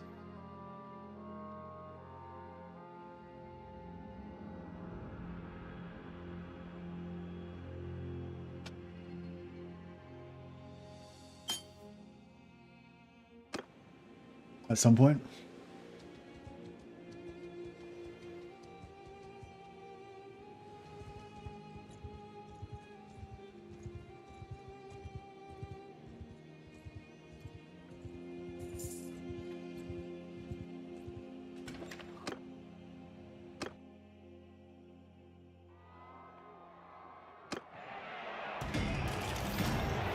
Yeah, there's like a Bretonian great helm or something like that.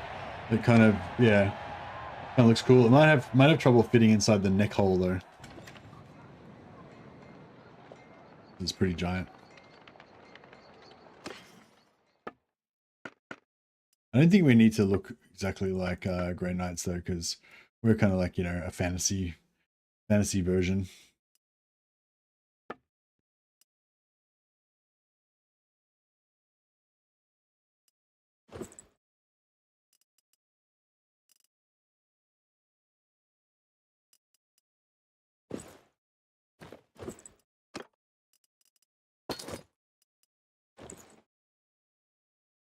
The robes, my robes of holy, my holy order.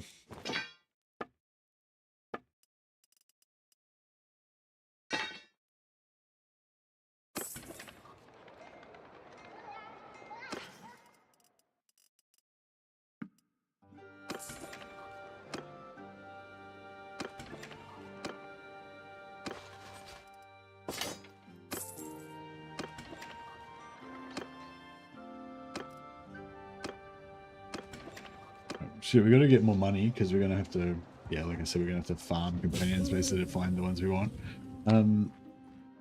Yeah, so basically we're gonna get one more companion now. I'm gonna make him a wizard and make him our scout.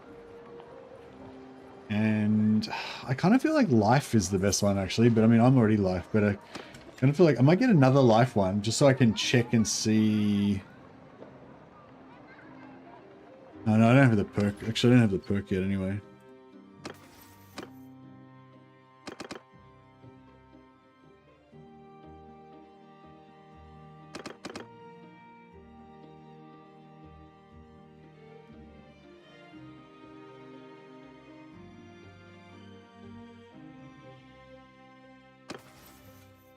Yeah, that's cool.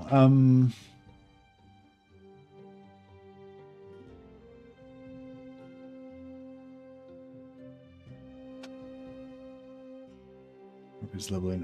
Maybe gunpowder. Yeah, because I want this guy to be tough.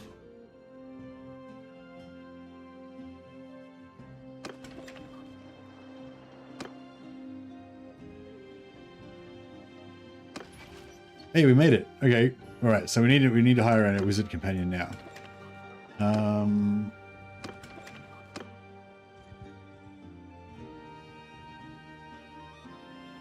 right, what do we want? So not life.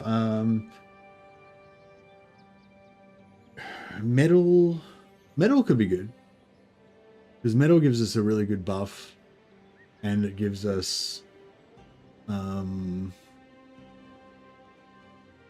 yeah, metal gives us a really good buff, and like good resistance and good damage buff. And that'll help us get our weapon skills up and stuff.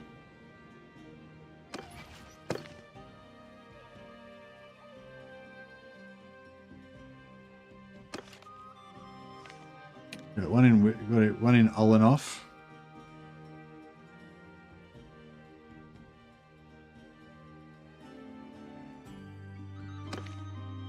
One in Aberheim. One in Beck. And one in Surreal. Alright, closest.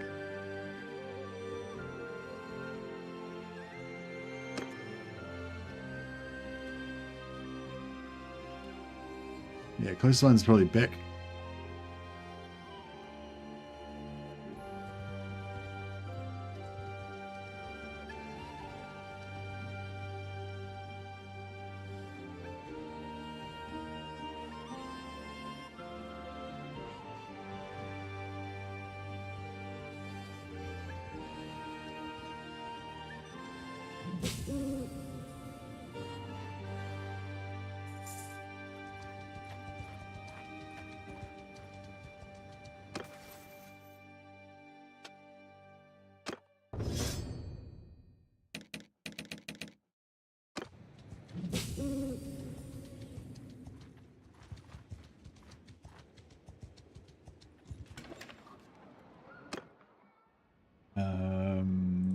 Let's buy some wood. We got any?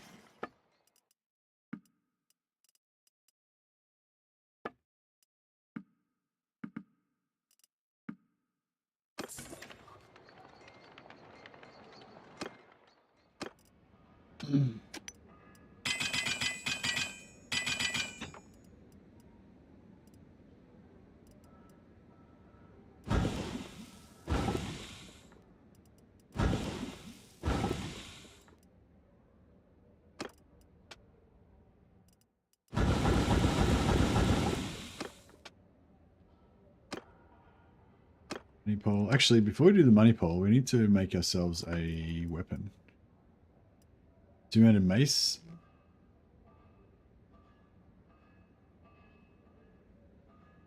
I mean, hammers are just so fun. I just can't. I mean, I know I always go hammer, but it's just so cool. Just bonking people just feels right.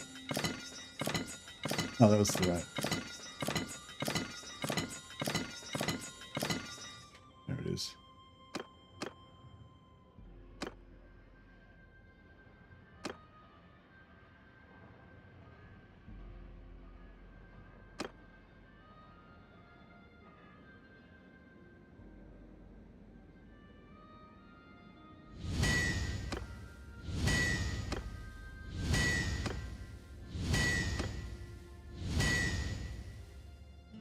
Crap.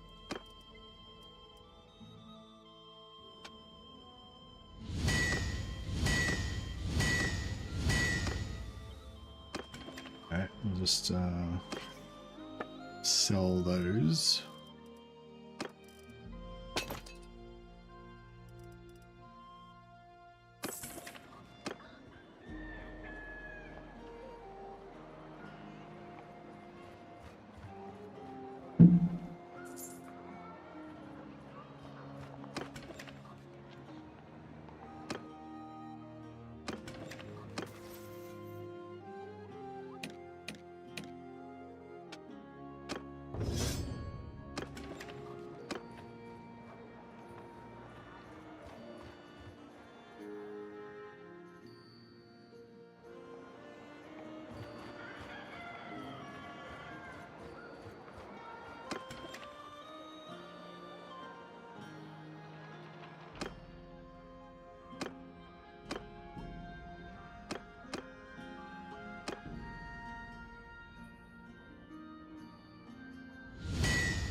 There it is.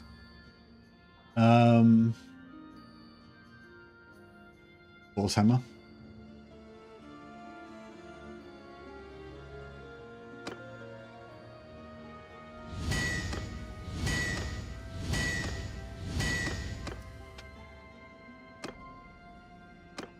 Excuse me.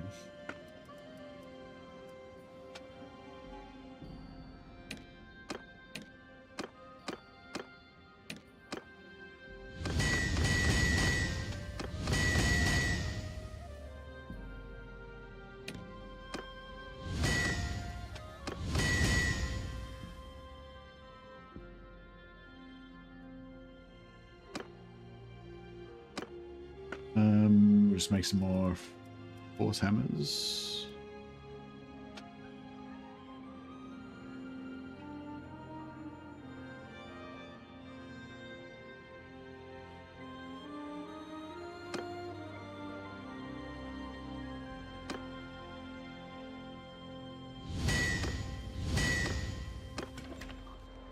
Cool.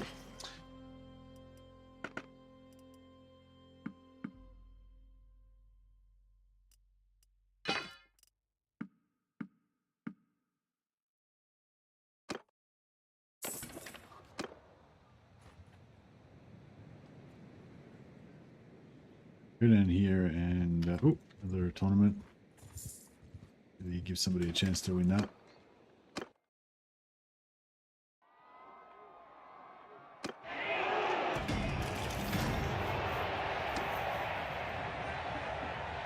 Actually, they're actually winning them. They're actually winning them reasonably often. I mean, maybe not quite as much as the Bretonian Knights, but not really that much different, actually. Seem to be winning them a bit.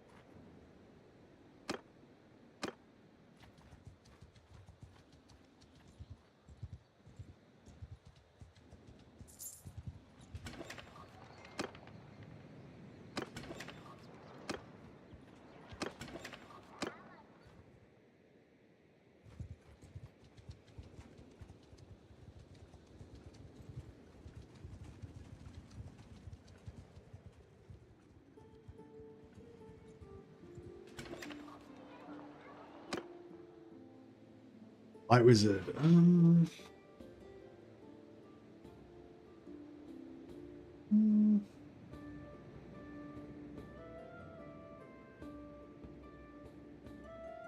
Maybe light wizard. Actually, a light bringer. Pretty cool. All right, let's just get this guy. Hey, so who are you?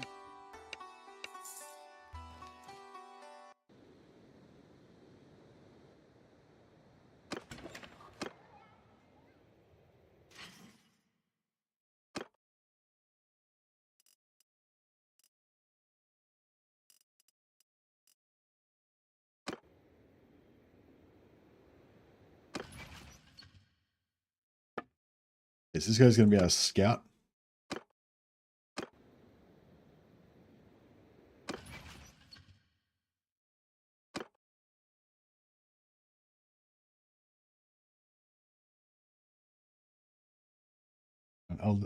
Abel Hart.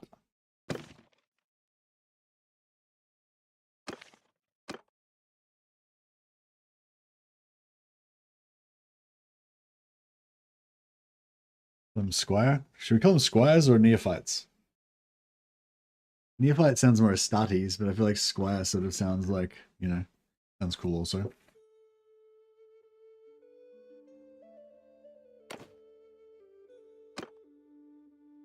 And we'll make him, you know, not quite as big as the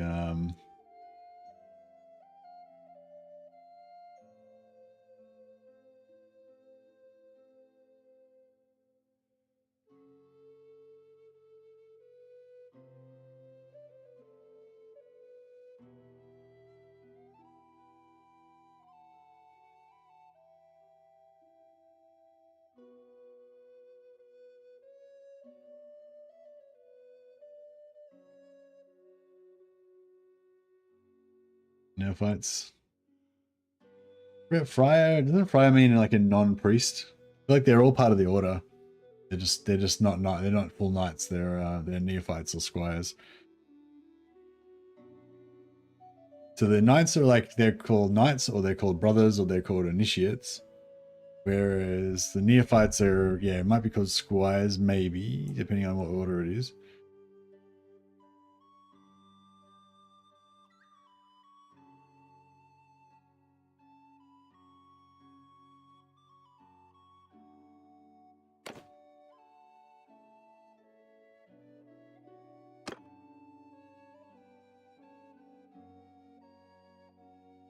It's a priest that can't say mass. Yeah, I think friars aren't. I think friars are like priests. Aren't friars priests that are not actually priests, or is that something else? Like I thought friars were like lay brothers or whatever. They're not ordained priests, but maybe I'm wrong.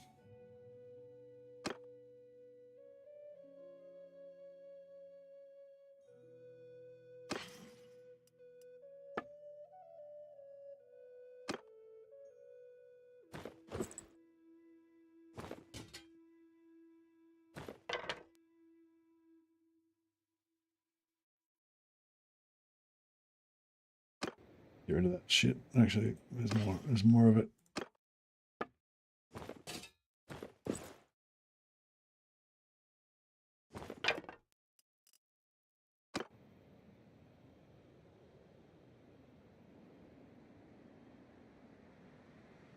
All right, cool. And maybe we'll quickly do the engineering quest first before we go back and finish doing our training.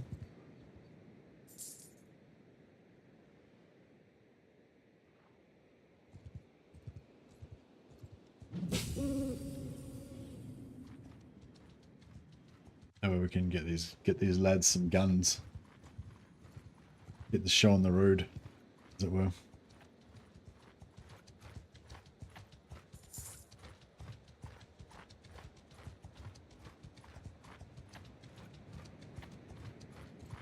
I mean, there's some word that sounds like that that's actually for a non-ordained priest, but I don't know if it's friar or something else.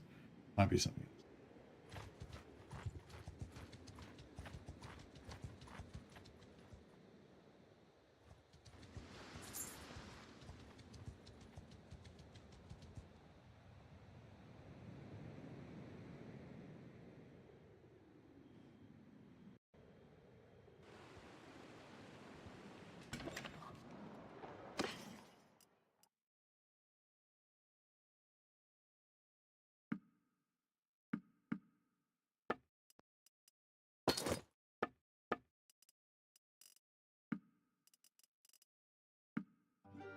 Raya.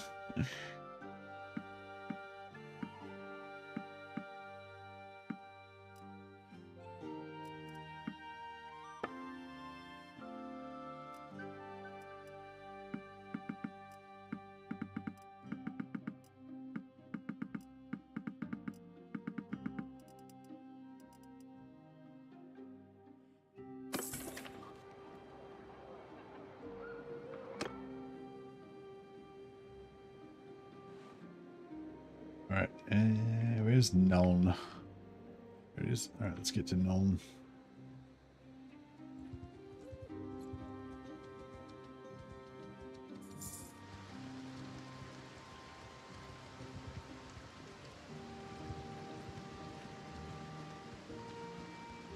Oh yeah, we need to figure out what the like best shields are as well. Like what would be the coolest shields for our dudes to use.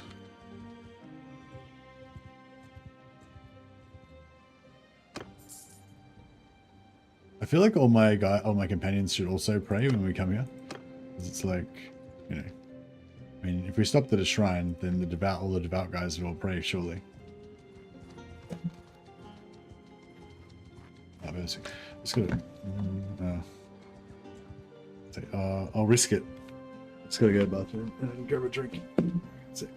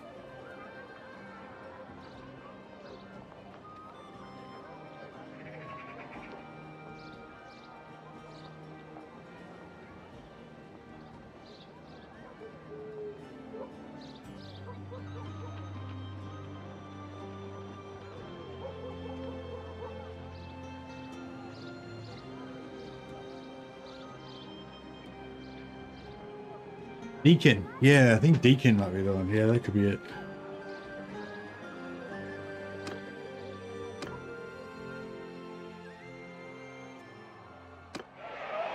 Gandalf.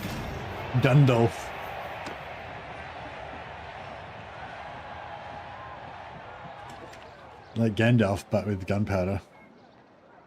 Alright, let's talk to this guy.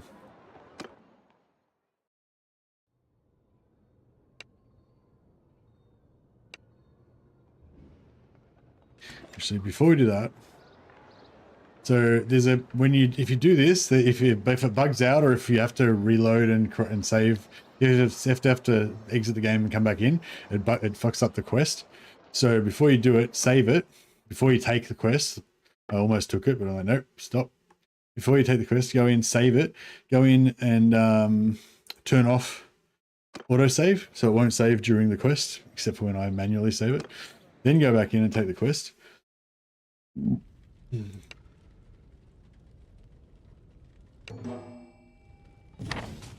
Alright, now we've got the quest. Now we've got to hunt down the guy who stole the engineering parts. So if you zoom out on the map, somewhere on the map, it could be anywhere in the world, somewhere in the map there'll be some fugitives. Fugitive chaos cultist dudes we need to hunt down.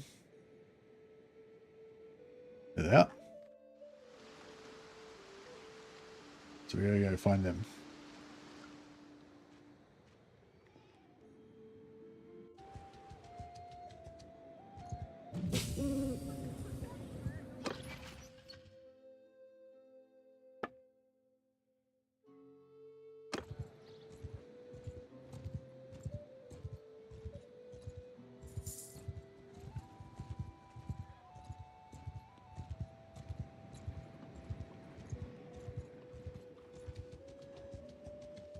I'm just gonna wait a second. I'm just gonna get this drink going.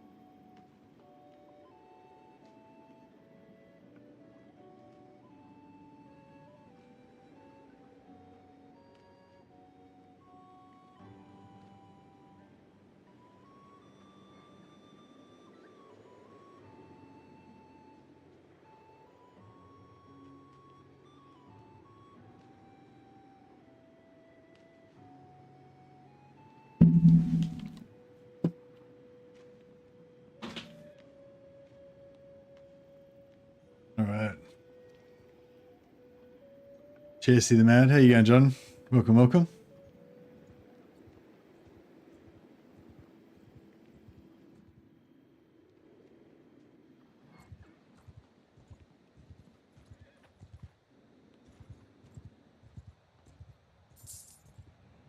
So you haven't seen John in a while, so I feel like we'll rename, where is he? Brother Cursed. We'll rename him Brother Cursed in his name.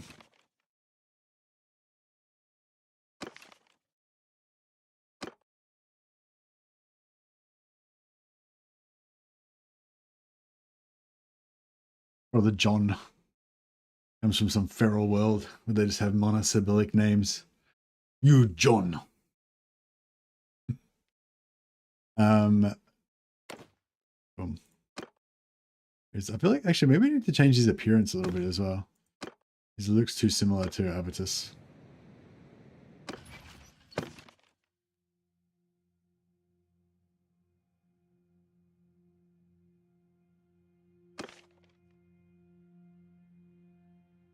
Can they look? Oh, no worries. That's all right. Brother John will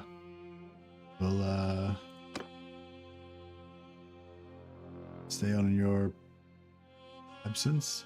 I don't know. We can make him a bit pinker, perhaps. I don't know what else we can do with him, really. Well, they all kind of look the same. I'll give him different color eyebrows. Oh yeah, we'll give him white eyebrows, and we can give him a different kind of facial scarring. Is John 2 syllables? John is not 2 syllables, no.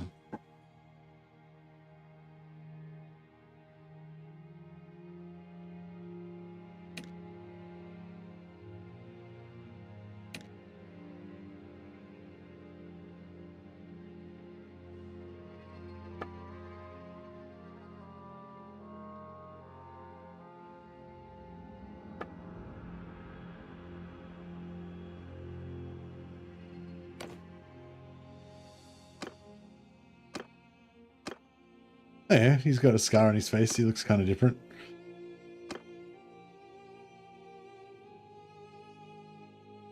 Johannes or Johannes? I'm just going to call him Brother John. Sometimes we might call him Brother John John.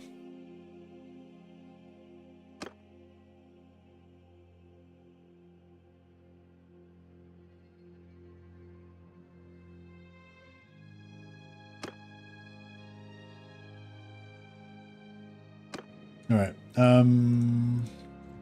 are we doing? Oh, we're going the wrong way. Over here.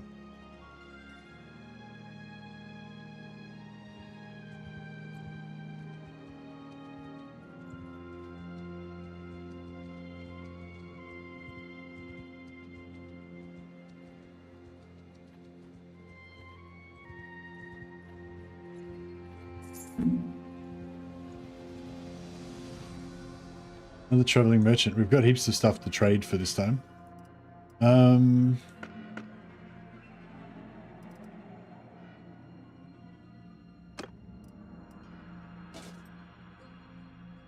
Doesn't look very, I mean, it kind of looks cool. I mean, it kind of works in a way, but it doesn't look very cool.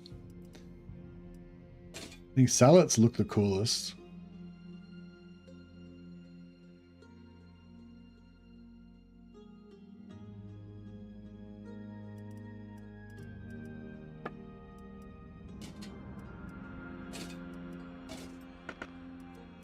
Blazing Sun Pauldrons. Okay. Bit of an upgrade.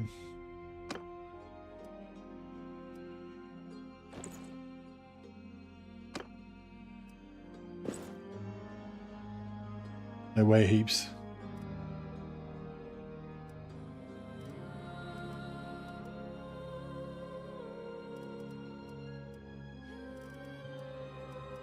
That's fine.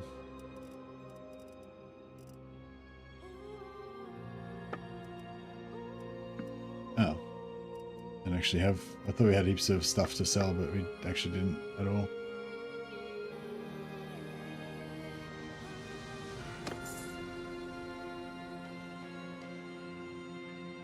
June. Yeah, I mean, I'd be interested in the June game. I just don't like MMOs really.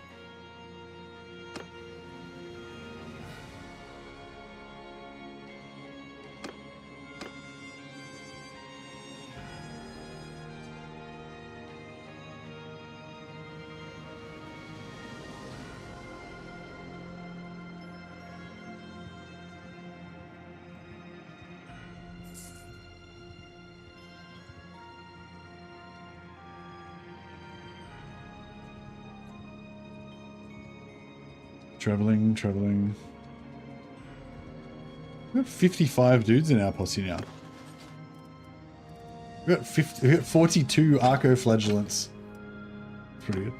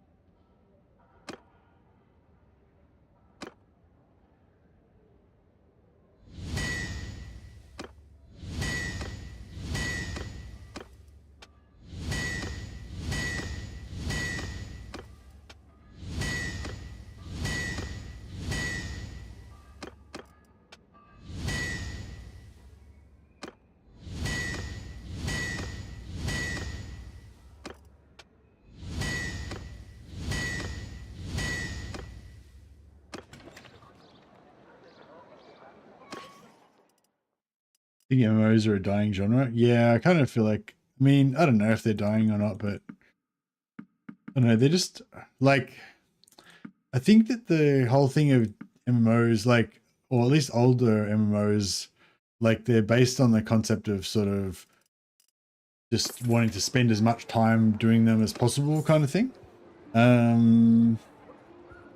Whereas, yeah, I feel like, I don't know, maybe they need to change to be more like about social, about meeting up with people and stuff like that. And not so much about like, yeah, like, I don't know, grind. Yeah, you don't, just the grindiness, I guess you don't really want. And you don't want it to feel like a job that you have to like log in all the time.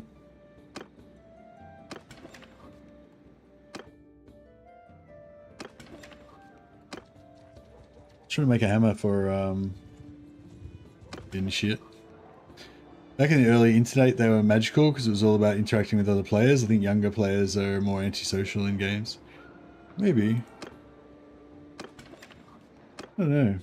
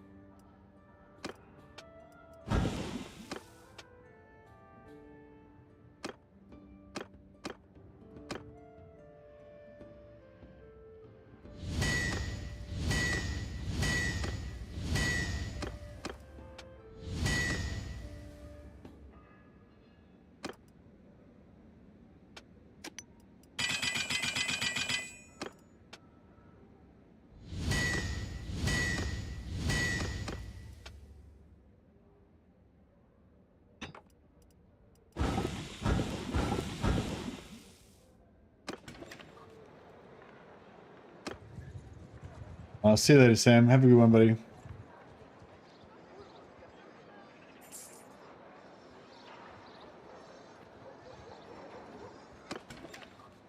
Yeah, I think I'm gonna have to go soon. Maybe I should look it up and figure out what I gotta do.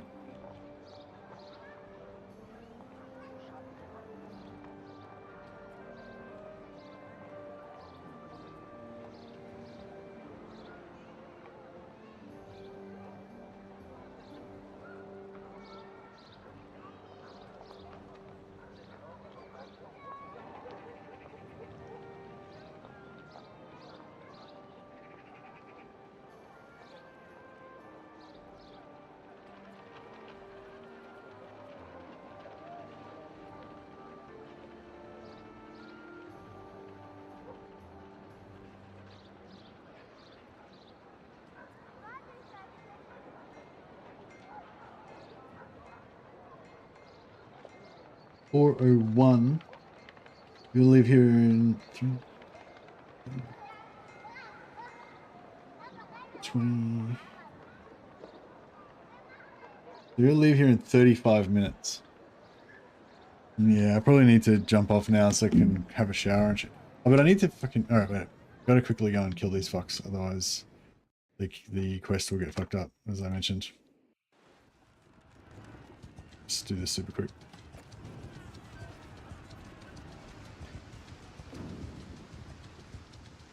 Yeah.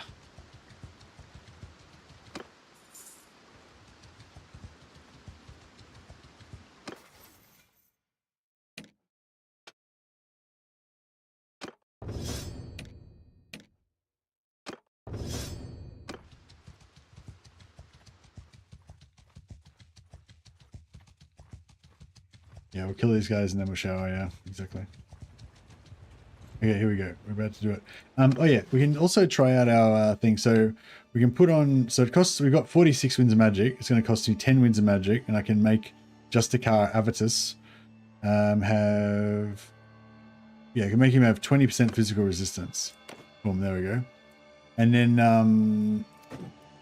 then also you get to use your recharger one additional time for every power stone that you have. So occasionally a fight will go long enough that I actually get to use it twice. Probably this one won't, but yeah.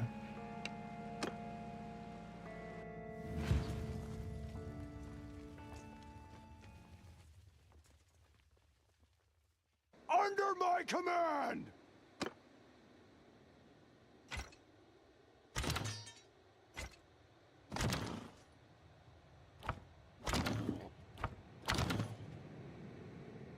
Troops, forward! Archers, forward!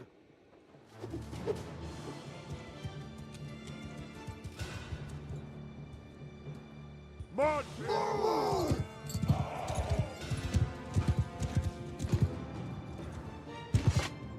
Yeah, I've got this thing that dismounts people.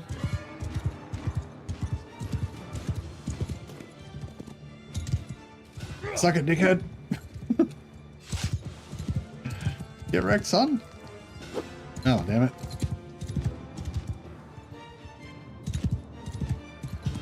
Ah.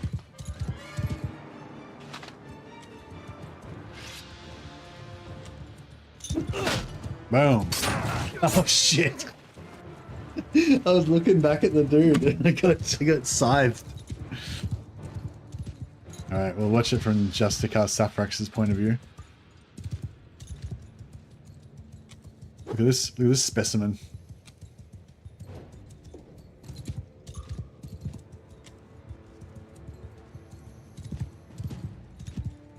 Yeah, this glaive is going to be perfect for horseback riding, I reckon. Just long enough to be really like a really nice length for companions. Shit.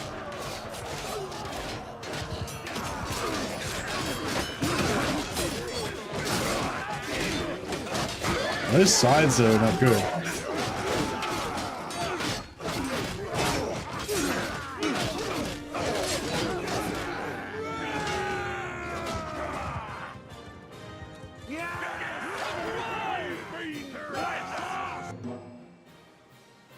Hey, Jointy. All right. So yeah, so this fool has been slain. And now our quest has advanced. So now we have to go back to the engineer. So the marker, there's no marker on the map anymore. So that's what the bug is. If you save and exit and then come back in, the marker will be gone. So you won't be able to find them. But now that we've gone past that part, you know, we're all good. So you go, once you've done that part, you can just go back into options, turn your autosave back on. And just, yeah, just remember to turn it off again when you do the second part of the quest, which has another marker. But yeah, anyway, yeah, this is pretty cool. Enjoying our brother, getting our brother Space Marine priest guys going. What was I going to say? Yeah, so I'll probably do the same thing tomorrow. Play a little bit of Warhammer and then a little bit of this. But yeah, unfortunately, I had to do a short stream today because I got to go out. But anyway, I'll yeah, catch you guys later. Oh, I can chuck a host over to somebody if there's anyone that we know on. Oh yeah, Lawmaster Sotek is playing Rapance. It's pretty awesome. Haven't hosted Sotek for a while. I'll chuck a host over to him.